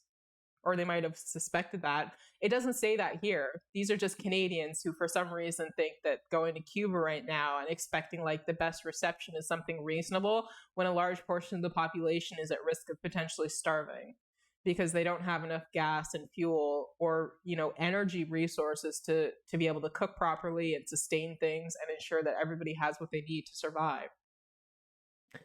The situation worsened when the friends traveling with them discovered that alcoholic beverages purchased at the duty-free had gone missing from their room where the hotel stored their luggage. AV claimed that the staff denied any knowledge of the bottles until another employee pointed them out behind the counter. Okay, that's kind of crazy. That's not chill. We were assuming that the other employees intended to steal them, he wrote. Upon receiving the room, they found walls with mold painted over, quote unquote, which caused them congestion throughout their stay. I've had that before. Mold can actually be really, really bad and dangerous for you, so please be careful if you're staying places. Ensure that it is properly sanitized at the very least and is not molding, because mold can kill you. Violent episode in the bar. Screw it. Avi's husband's first attempt to have a glass of wine before dinner ended in an altercation. In a supposedly all-inclusive hotel, the waiter insisted on purchasing the entire bottle and only accepted cash, which sparked a discussion. The staff said that they were going to call security, he reported. Hours later, in the buffet, the same employee approached their table and told the husband to, quote-unquote, fuck off, an act that the tourist described as absolutely unacceptable and made her feel unsafe at the resort. I'm curious if it was just some random walked up and told him to fuck off, or if there was like some sort of altercation before that, and then the husband got told to piss off. Like, there's no real information here.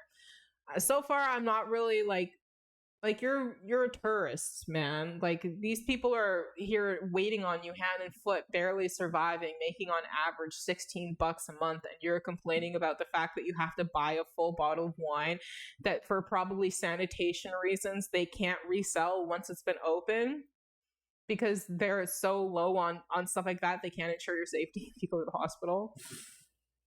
That's not good.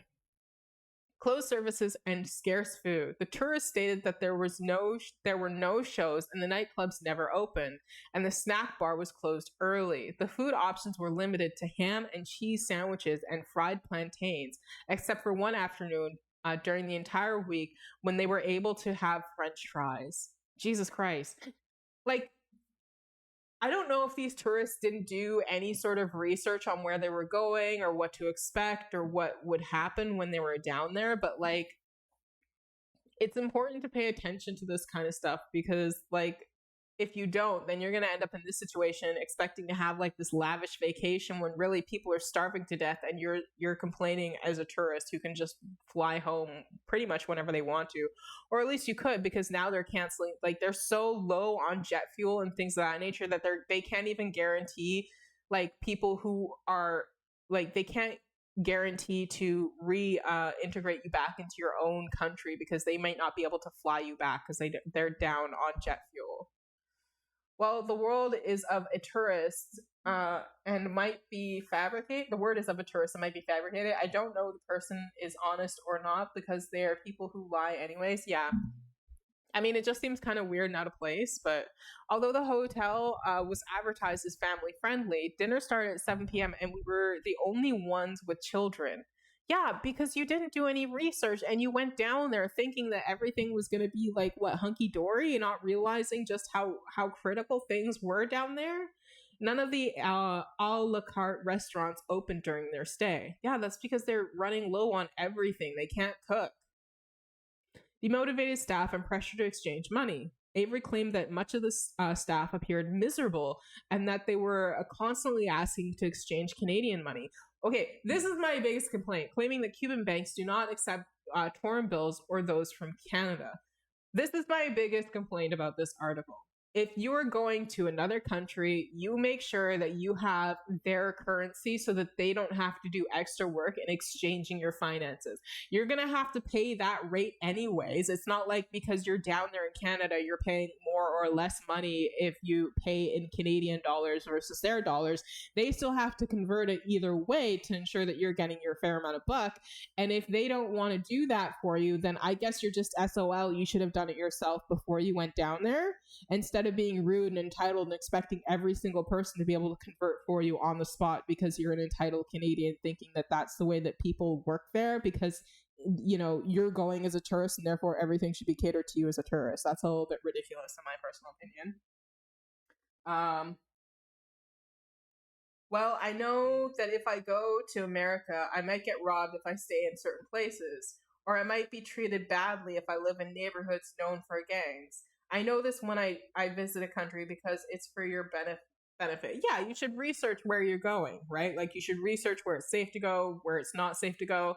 I think Canadians sometimes take for granted that everywhere loves Canadians, and that's just not true. Some places really, really dislike Canada, and I don't blame places. Like, we're not a perfect country. We have a dirty history too.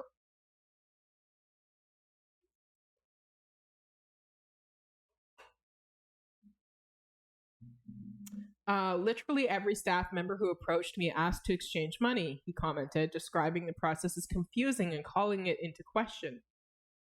Yeah, of course they want to exchange money. They want their money. They don't know if your money is real money or fake money either. Not everybody is versed in that, and they might just be more comfortable with their money. It might just make their life easier because they don't have to take an extra step of having to go to the bank and then argue with the bank for the exchange rate, which you should have done for them. They're not your servants and that's it. They're actually people too, and they deserve at least that level of consideration towards their care because they're human beings too, and they're not just there to wait on you hand and foot like they're not like people. I don't know why some people are like that. I think they're just really inconsiderate, in all honesty. I think that some people are just so thoughtless and inconsiderate. They think, well, you're serving me, therefore you are mine, or some sort of like weird process of like dehumanizing the people that work for you kind of thing. Additionally, he reported that when attempting to convert Cuban pesos to Canadian dollars, they were only offered for 50% of the original amount paid. Well, then I guess that's just like a part of like, you should have done it before you went down there if you wanted a better rate. Or if that is the exchange rate, then that's the exchange rate, and it is just going to cost you that much to have a vacation down in Cuba, and you just kind of got to suck it up. I don't know why that's something to complain again. Once again, stealing our money, he stated. The most serious incident, fainting, black vomit, and missing money. The most alarming incident, Avey says, occurred one night when the husband went out for drinks with a friend. About 11 p.m., she found him unconscious on the floor in front of the bedroom door. Later, he started to vomit, quote unquote, black, and he couldn't speak or stand up. Usually, okay, if you are vomiting black, it usually means that you have like a tear or rupture or some sort of bleeding, internal bleeding within your esophagus or your stomach. The darker it is, I believe, the longer it's been in your body. The redder it is, it means that the closer it is to whatever exit that blood is coming out of. But if it's a substantial amount, go get help. I have met rude people in my life, but the rudest are those who think they have privilege because they are tourists from the first world and that they should be respected regardless of their disrespectful actions, such as not following the laws. Yeah, 100%. Like, that's fair. My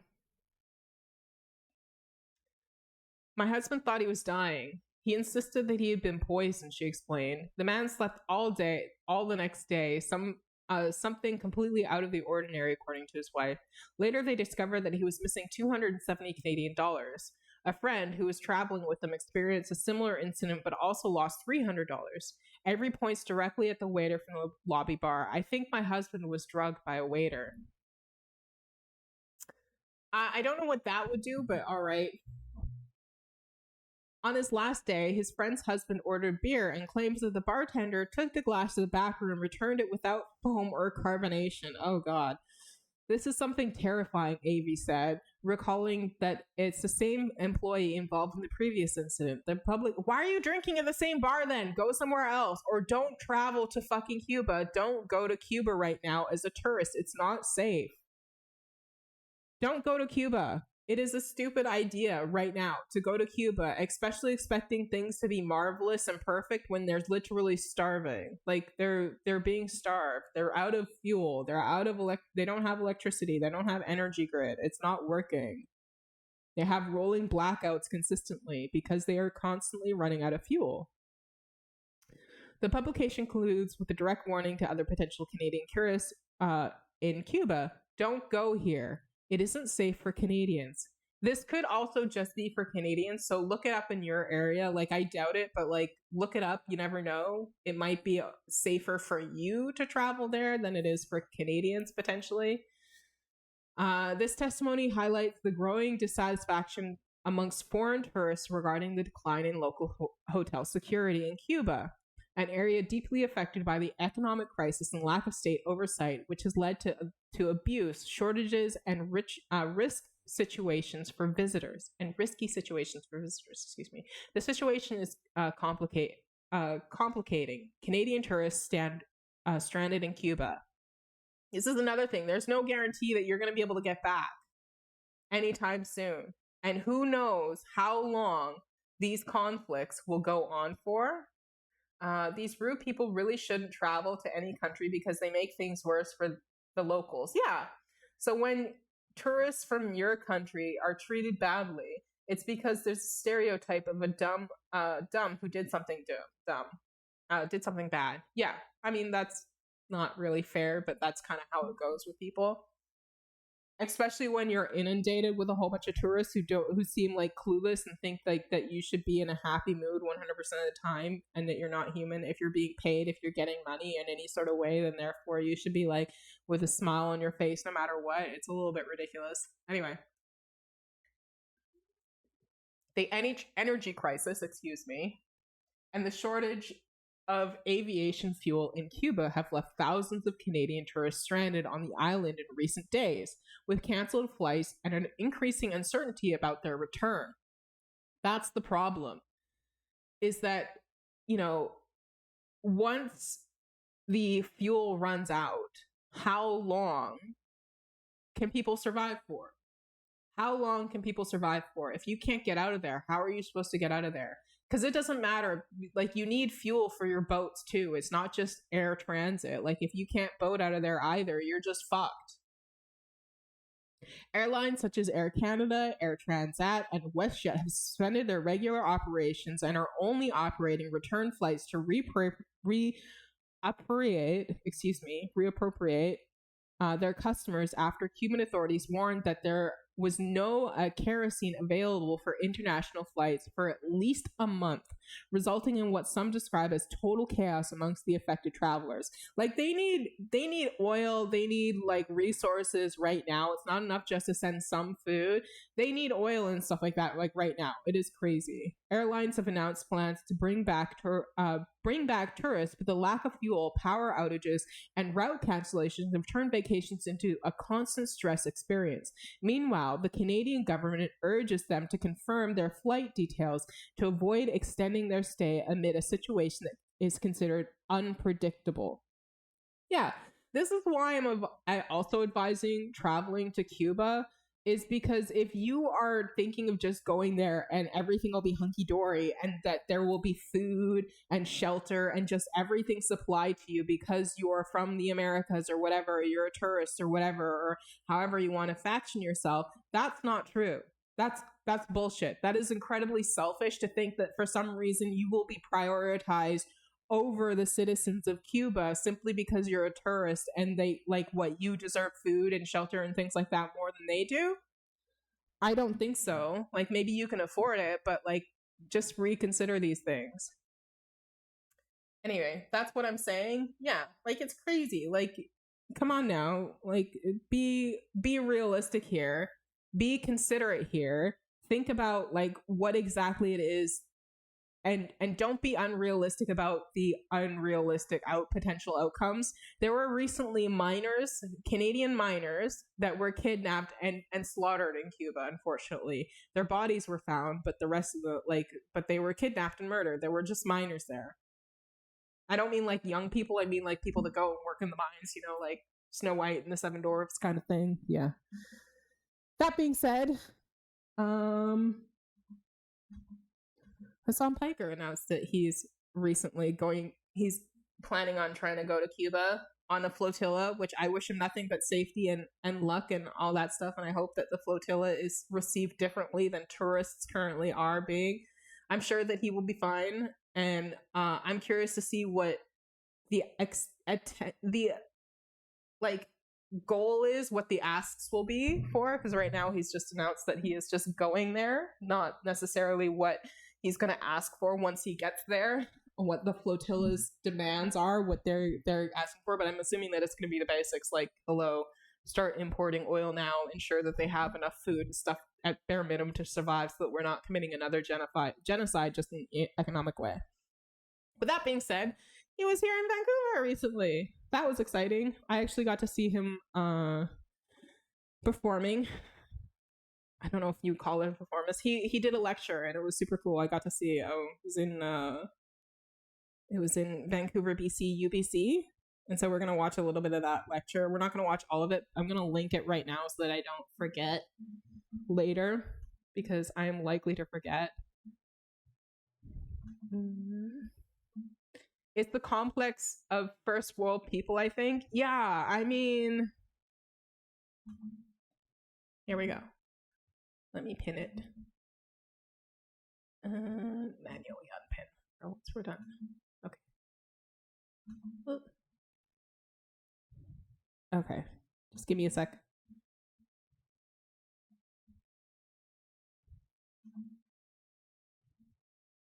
Oops. There we go. Sorry, I'm just trying to make sure that I've unmuted the video because every single time now, for some reason, it seems to like mute whenever I play it. And I don't know why that's happening. We got like 5 minutes remaining. They're going to do an introductory speech, or not introductory speech. They're going to intro me. They're going to intro the moderator. The moderator is going to intro me. I'm going to go out there. We're going to flip it over. We're going to flip it over to the regular live stream. You'll see us on the regular live stream. And then after that, we'll say our goodbyes and we'll peace out. And then I will do the CBC interview and Q&A with the student fans. So excited for all of that. There will be a Q&A portion. Most of it is going to be Q&A. There's like a small, brief introductory speech where I'll come in, you know, and paraphrase a bunch of quotes from much more intelligent people than myself and butcher them and slaughter them. And then talk about how... Just a sec. Ray says, in my opinion about Hasanabi is that he's someone who wants to create content from something that shouldn't be made into content. If you want to help, you should make everything filmed as if it were a movie. So, like, I don't think that that's true. I don't think that that's true. I don't think that everything should be a documentary. I think that this could be incredibly valuable. I think that it's incredibly dangerous. But again, he's a journalist who has put himself in you know, situations that other journalists have put themselves in before. And this is just another situation where he is using his platform to do what he feels is one of the best moves that he can do in order to help people in a dire situation. So I think that's pretty cool. And I won't be arrogant, but I might be wrong. I personally disagree. I don't think that he's just trying to use this for content. I think that he is a very much a humanitarian type person. And so therefore, you know, he's using his platform to try to help people. And it's going to bring a lot more eyes on the situation than otherwise wouldn't be there, because people are going to be trying to pay attention to make sure that he's okay and safe and stuff like that. American dominance is not necessarily great for Canada, nor is it great for even the American working class. And that as the world struggles to find an alternative, I think there are some countries that have focused on their own personal development. Countries, of course, I'm referencing to, such as China. And I'll talk about how I think middle powers, as Mark Carney referenced, Canada and many others, have a unique opportunity to go against American hegemony in this moment, not as simply an act of defiance against anti-imperialism, but an act of sovereignty in order to maintain national sovereignty, in order to maintain their cultures, in order to make sure that their citizens don't get... Hot take, Canada has more culture than the United States. But that's just my opinion. I don't know him personally, so I didn't say he is someone who does that for content creation, because I have known him for a long time. Because I haven't known him for a long time? I thought you just said, in my opinion about Hasan, is that he's someone who wants to create content from something that shouldn't be made into content.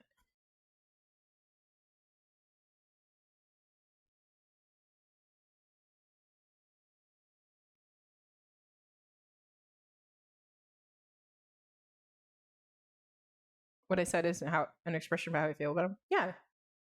So you feel that he does that, but you don't think that he actually does that? I'm confused. Like, what has he done that shouldn't have been content? What do you feel that he has put in a situation that could be classified as content that you feel that should not have been content? There. Maybe explain a situation like that if something comes to mind, and then I'll be able to understand what you mean better.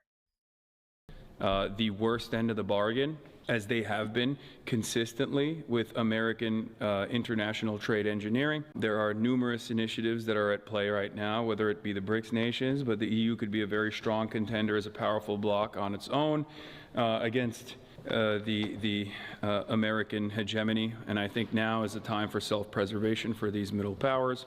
Why are you spoiling the whole speech? I'm just literally freestyling right now, so I'm trying to figure out where I will go from here. Hopefully I'll be able to remember all that, or just say all of that.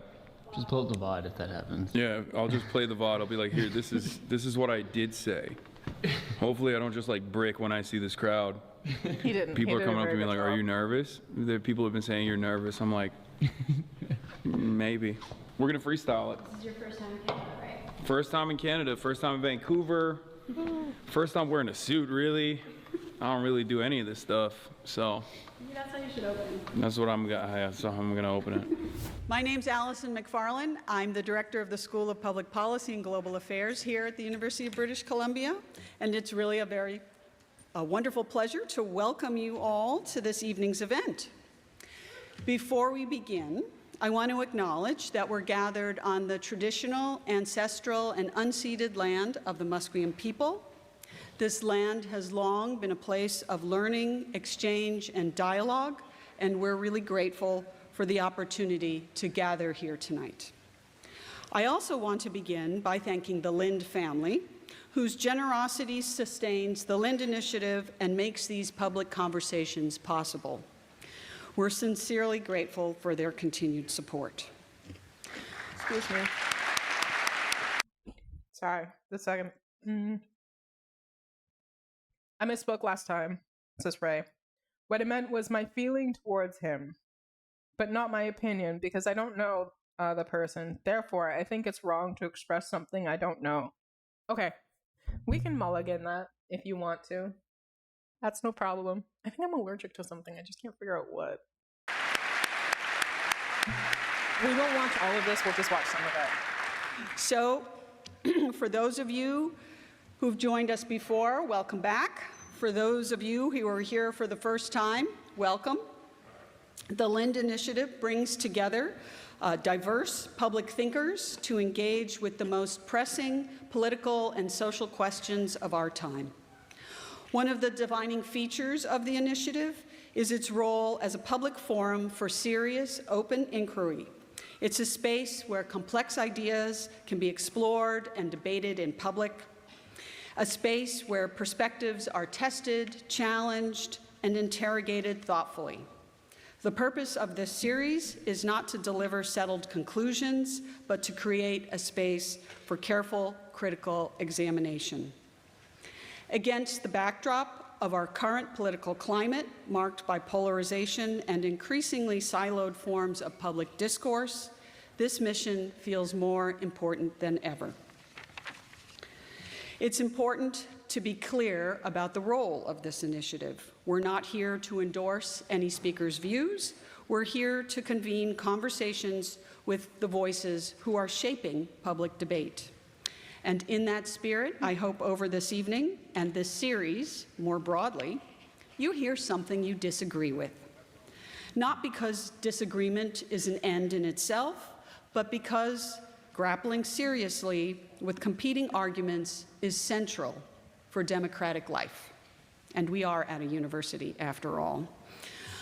We ask everyone here tonight to help us model that kind of engagement. Listen carefully, challenge ideas with substance, and treat one another and our speakers with respect. Finally, a few logistical notes. We'll be taking questions later. We're going to skip over this. In ways that are reshaping. Thank you so much for the speech, Madame. It gives me that feeling because I've seen so many people who make doing good look like a movie. Like, what do you mean? I think that it's wrong to share something like that. What's the point of posting humanitarian aid as content? I think it diminishes the needy. Do you mean dehumanizes?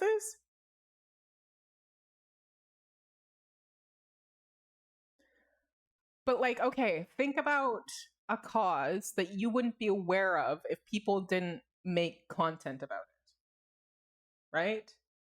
Like if I didn't make content about this, do you think that you would ever be aware of like this situation in particular right here? Would you be listening to this right now? Would you be thinking about this right now? Would you be engaging with this right now? I know this isn't like humanitarian aid, but like when you think about it, like what exactly would you be aware of like this situation right here? and if not this situation, then think of another situation on those premises. Does that make sense? How younger generations engage with politics. So please join me in welcoming HASAN Piker. Man, I'd be nervous too. This place was packed. Like, there were so many people, holy crow, and everybody loved him. They all have, like, it seemed like everybody was having a good time. I don't think that there was any hecklers or anything like that. But it was tons of fun. That must have been so nerve-wracking. Like, I don't think that I could do what he does. It's really impressive. Okay.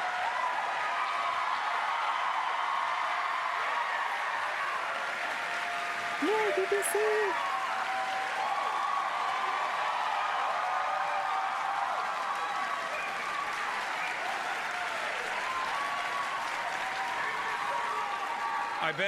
I bet Thomas Friedman didn't get that kind of reception. Anyway, no disrespect to all the previous guests. I'm actually probably going to deliver a much worse speech than everyone that came before me and then everyone that will come after me, including but not limited to Rachel Maddow. Especially considering that I just found out that I'm sharing a stage in a program with Thomas Friedman and Rachel Maddow approximately 10 minutes before I got out of the car. And I walked in, and they told me, "Oh, you have a speech," and I was like, "Oh yeah, you know, like a 2-minute speech, something like that." And they were like, "You signed on for 15 minutes." And I thought to myself, "Well, I done did it again. This is probably what, like the 20th time that I've done one of these sorts of college speeches where I just come out on stage and start blurting it out." And just a second. Ray says, yes, when you provide for people's needs, you don't want it to seem like the content is the main thing. You should help anyways without people knowing because the needy person doesn't want to publicize something like that. Okay, but what about if it's an entire country? Like, I'm assuming that you're talking about Hasan going to Venezuela. Not Venezuela, excuse me. Fucking Cuba. Ugh, brain fart. I'm assuming that you're talking about like Hasan going to on the flotilla to Venezuela, right? Like, you think that that should not be content? He's not doing it and pointing a camera in like unwilling individuals' faces and being like, talk to the camera and like make content for me and all this other stuff. No, he's going to go and show. I'm presuming his goal is to go and show the conditions down there so that people can see what's actually happening down there from a perspective that we might not otherwise get, because we're just supposed, like, this is a way for people who, especially if you don't trust like mainstream media, to be able to see what's happening down there on the ground. If you find Hasan to be a trusted source, which I personally do, I think that he's going to do a really good job of trying to be as like compassionate to the people that he's going to be interacting with there as possible. Like, I trust him with this type of process. I don't think that he is a money hungry type of person who's just going there like, what's his name, Nick Shitley or something like that. Like, oh my god, I don't know, Nick Shirtley, something like that, who would just do it in a very exploitative way that he did. Same with that when he came to Vancouver. If you're wanting to compare like who should hold the responsibility of doing an endeavor like this, you could compare like Nick Shirtley or whatever in the fuck his name is to Hasan Piker, and the way that they both came here and approached visiting my province and my country, Canada, and the level of respect and dignity in which, you know, either party brought with them, because one of them came in spades and the other came in absolute garbage. Like, and I think that it's pretty clear which one did which. Anyways,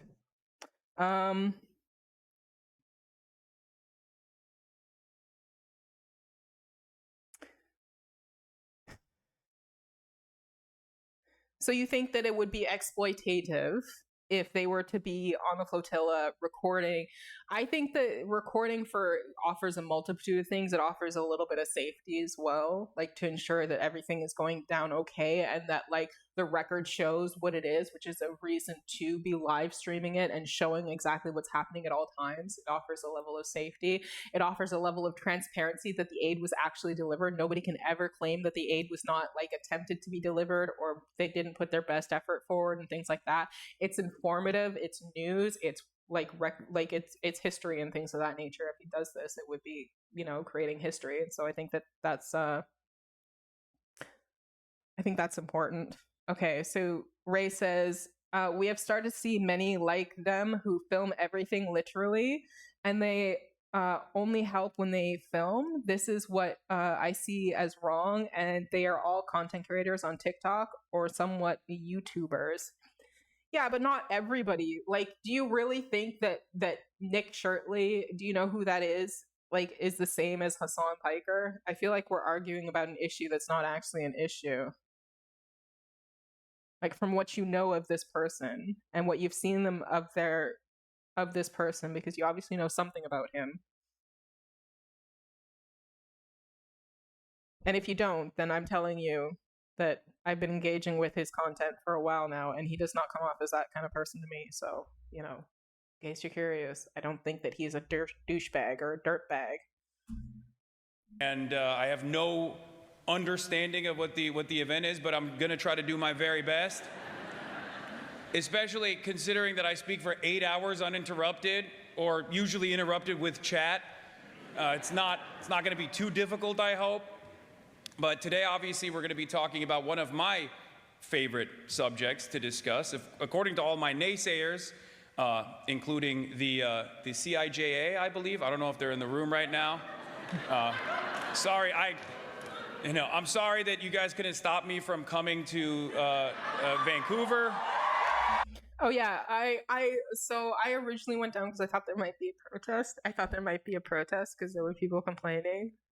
There wasn't. There was just like lots of people who were excited to see him. Essentially, like that was basically. I thought that was kind of funny. But yeah, I was going down there and I was going to photograph like the goings on, but it was super chill. It was super chill. Vancouver is pretty chill. We protest sometimes, but like not unless it's like an actual issue and stuff like that. There'll obviously be some naysayers, but by and large, like yeah, Canada loves Hasan Piker too, I'm sure. Okay. Ray says, journalists do have the right to convey the complete truth because that's their job, but a person who doesn't even know what their own problems are decides to become a political spokesperson and talk about several countries just for content? Is that how you view Hasan Piker? Also, if that's the case, why the hell are you here in my chat? I'm just a content creator. I'm not a journalist. I don't have access to the things that he does. I don't have the capabilities of going places and reporting on things firsthand and showing things on the ground and showing like, you know, things of that nature. I'm jealous. If you cannot tell, I'm so jealous. Like that would be amazing to be able to do that kind of thing. It comes with a lot of risk that I would say is not just content creation related when you get into politics. And so, you know, he's not just a content creator in my personal opinion. Hasan Piker is also a journalist in my opinion. He just does content creation, quote unquote content creation, by covering the news when really he does like a good job of like expanding on topics and educating people. So he's not like a lazy person that glazing the shit out of this man. He's not like a lazy person that just comes here, talks shit out of his ass with no sort of formal education or background in journalism or understanding of like world politics and history. He's very obviously an educated person who understands what is going on in the world quite greatly, and I'm sure he was moved very much to the point of feeling the need to do this. So I don't think that he's just doing it for the sake of content. I think he's doing it because he actually cares about these things. I mean something different, especially I'm not talking about Hasan. I don't know what you're talking about. We're literally watching the man right now. What else are we talking about? Like Nick Shirtley, or like what are you talking about? Name a content creator that you are talking about, because I don't understand. But if I don't know this content creator and I don't know anything about them and I have not formed my independent opinion on them, I'm not necessarily just going to agree with you whether or not they're shit or not. Okay.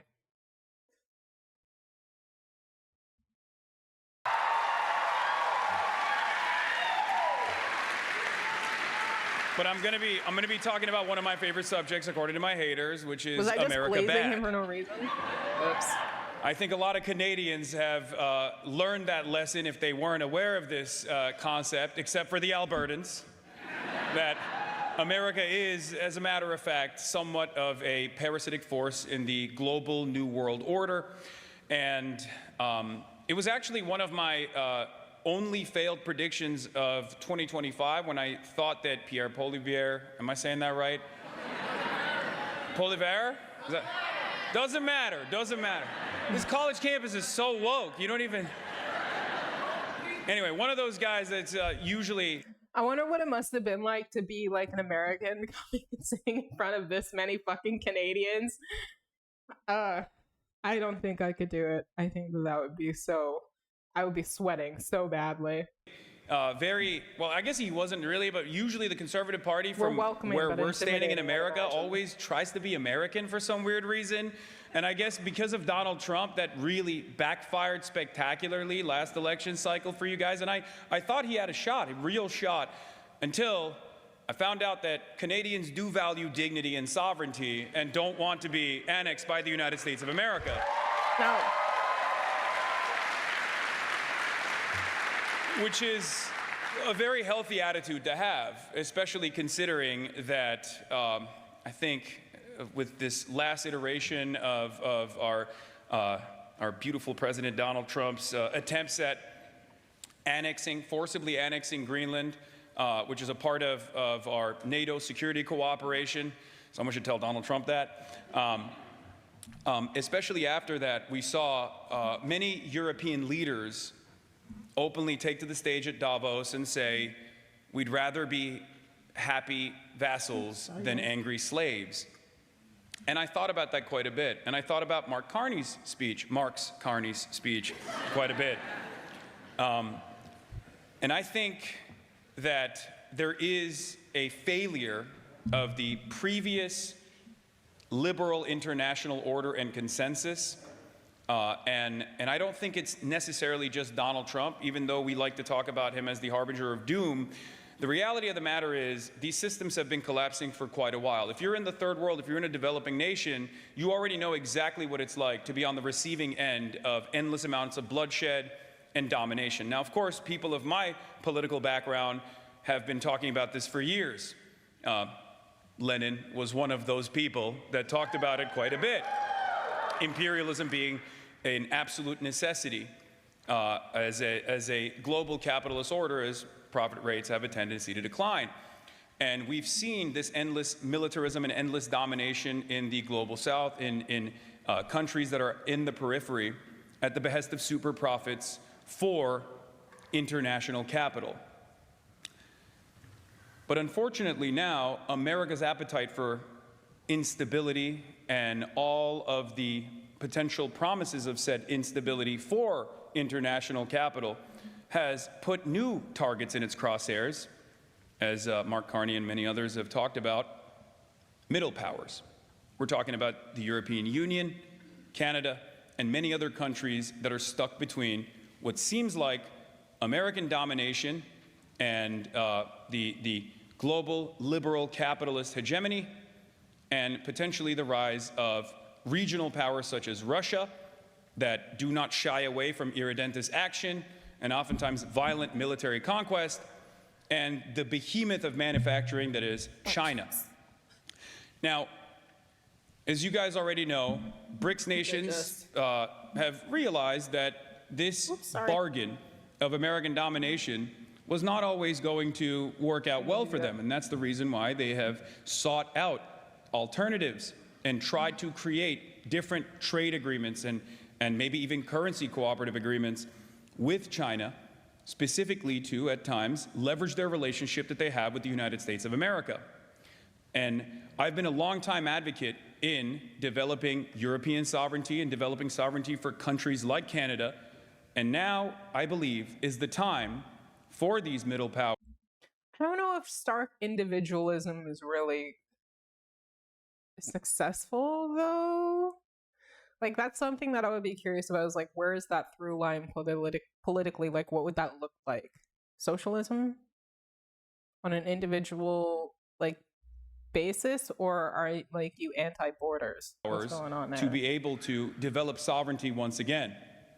And I fear that if these countries don't do it, specifically Canada, I worry that American domination will at first at first look like the tariffs negotiations that Donald Trump has seemingly haphazardly thrown around, and then, and in the worst case scenario, complete military annexation. I freaking hope not. Freaking hope not. But thanks for that. Thanks for putting that out there, Mr. Predictions that tend to come true. Thank you. Thank you. At least he didn't write it down in his little notes thing or whatever. And it was just like, prediction, Canada annexed by the United States. Militarily. Thanks, bro. Now that might sound terrifying to you guys, but we have the most peaceful option ahead of us, at least for the time being. Today was Saturday. Because this growth that we are seeing, this change, this nuclear option of trade, this destruction of international agreements that America was not only the safeguard of, but also the architects of, are coming to a close. What comes next is up to all of us. And by that I mean not just international capital, capital owners of different sorts, petty bourgeois, small business owners, mom and pop landlords and the like. I'm talking about you, the people, the workers, you who comprise the masses. And the quicker we develop sovereignty for ourselves, both in our workplaces, both in our universities, the quicker we organize for ourselves, the easier it will be for all of us to preserve said national sovereignty and to hopefully make it as costly as possible for America to continue dominating the world and engineering whatever kind of design they have. I'm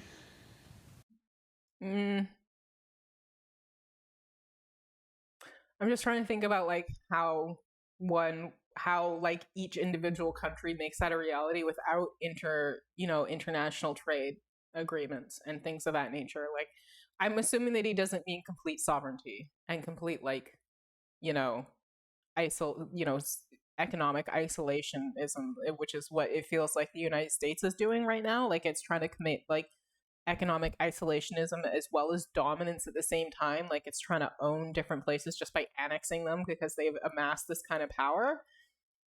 The world is such a turbulent place right now. I'm starving. I saw a piece of this in action when I went to Minneapolis. Normal speed, because American domination has often put its crosshairs on developing nations, as I've talked about before, Iraq, Afghanistan, as recently as we saw in Venezuela, where the American government kidnapped the leader of Venezuela and his wife and is facilitating a mock trial, a sham trial at this moment. You don't have to love the Venezuelan, you don't have to love the Venezuelan government. You don't have to be a communist or a socialist to recognize what that says for the international order, which was something that many European and even Canadian partners did not recognize initially as they celebrated this action, only to receive the exact same type of lack of autonomy when Donald Trump put his crosshairs on Greenland. It shouldn't take for Trump to go after a white partner country in Europe, a NATO partner country in Europe, for people to wisen up to our grand design. And when I say our, I'm talking about the American government. But the international destabilization that we have caused came back into the home front, as imperialism often does, in the form of fascism. Just as fascism arose from the failures of liberalism only but 100 years ago, the new wave of fascism is no longer seen as a revolutionary movement, but instead a movement away from liberalism. The American Republican Party is now transitioning away from a liberal conservative party to a fascist party.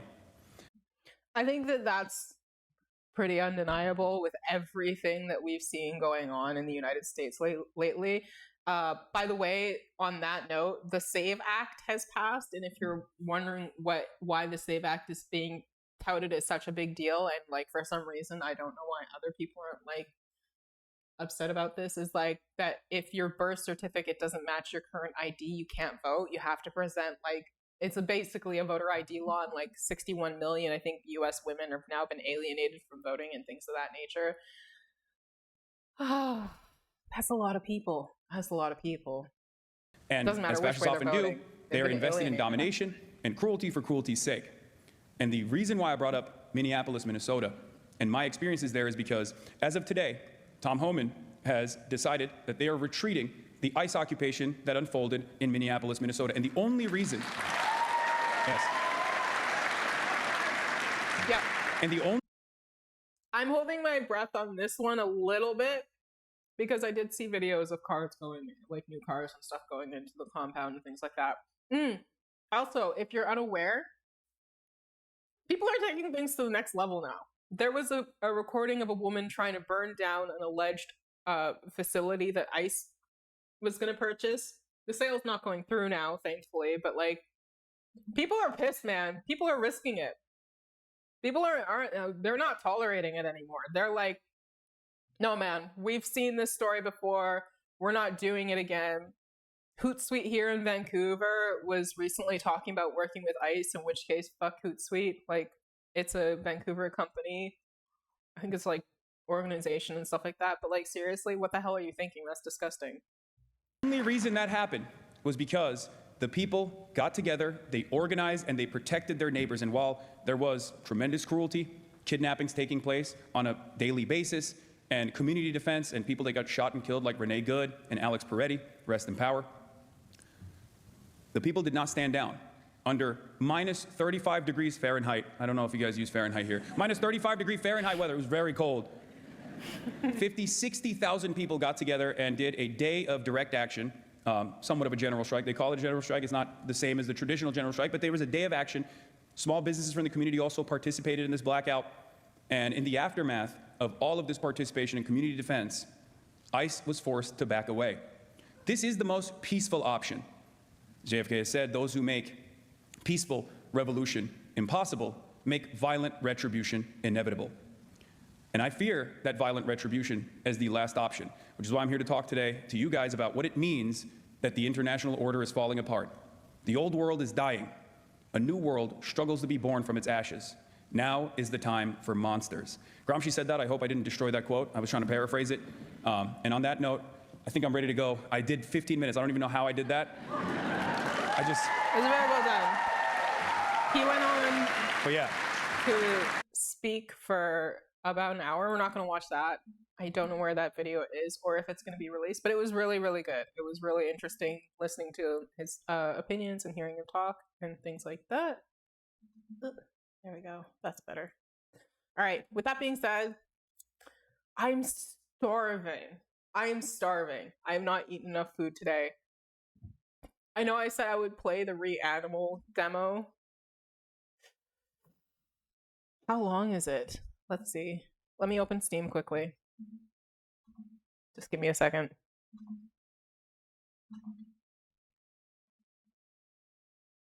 Library. Spelunky.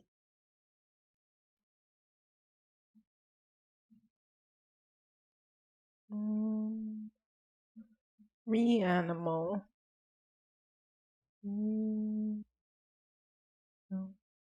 What the heck? Am I insane? I'm missing it. Peak REANIMAL. There we go. Okay, how long is the demo? It doesn't say. Okay, we're gonna skip it today. I'm too tired. I'm so sorry. I know. 30 to 40 minutes is the demo. Okay, we're skipping. Let's see. What else do we want to do instead? Oops, that's not what I wanted. This is what I wanted. And this is what I wanted. And this is what I wanted. Okay, let's see. Yeah, let me know when you want to play, TD. I'm totally down.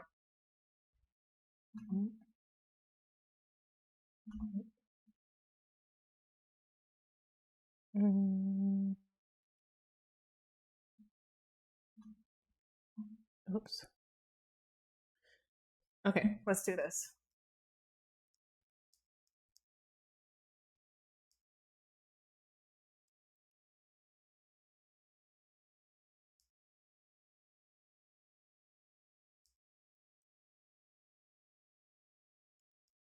Hopefully this works. Let's see. Yay! Okay, we're gonna raid quickly. Yeah, that was a super cool event that I'm glad I got to attend. We're gonna raid Lucky Scorpius. Oh, I gotta turn this off. What is this? Stop it. Stupid thing. There we go. But I'll play next time. I don't have the energy to play today. I'm starving. So we're gonna raid out. I hope everybody has a wonderful day. Thank you so much, everybody. Have a wonderful weekend. Happy Valentine's Day, and I'll see you guys, I'm not sure when, but sometime soon, and we'll play REANIMAL for sure. Okay, bye-bye, bye-bye, everybody, bye-bye.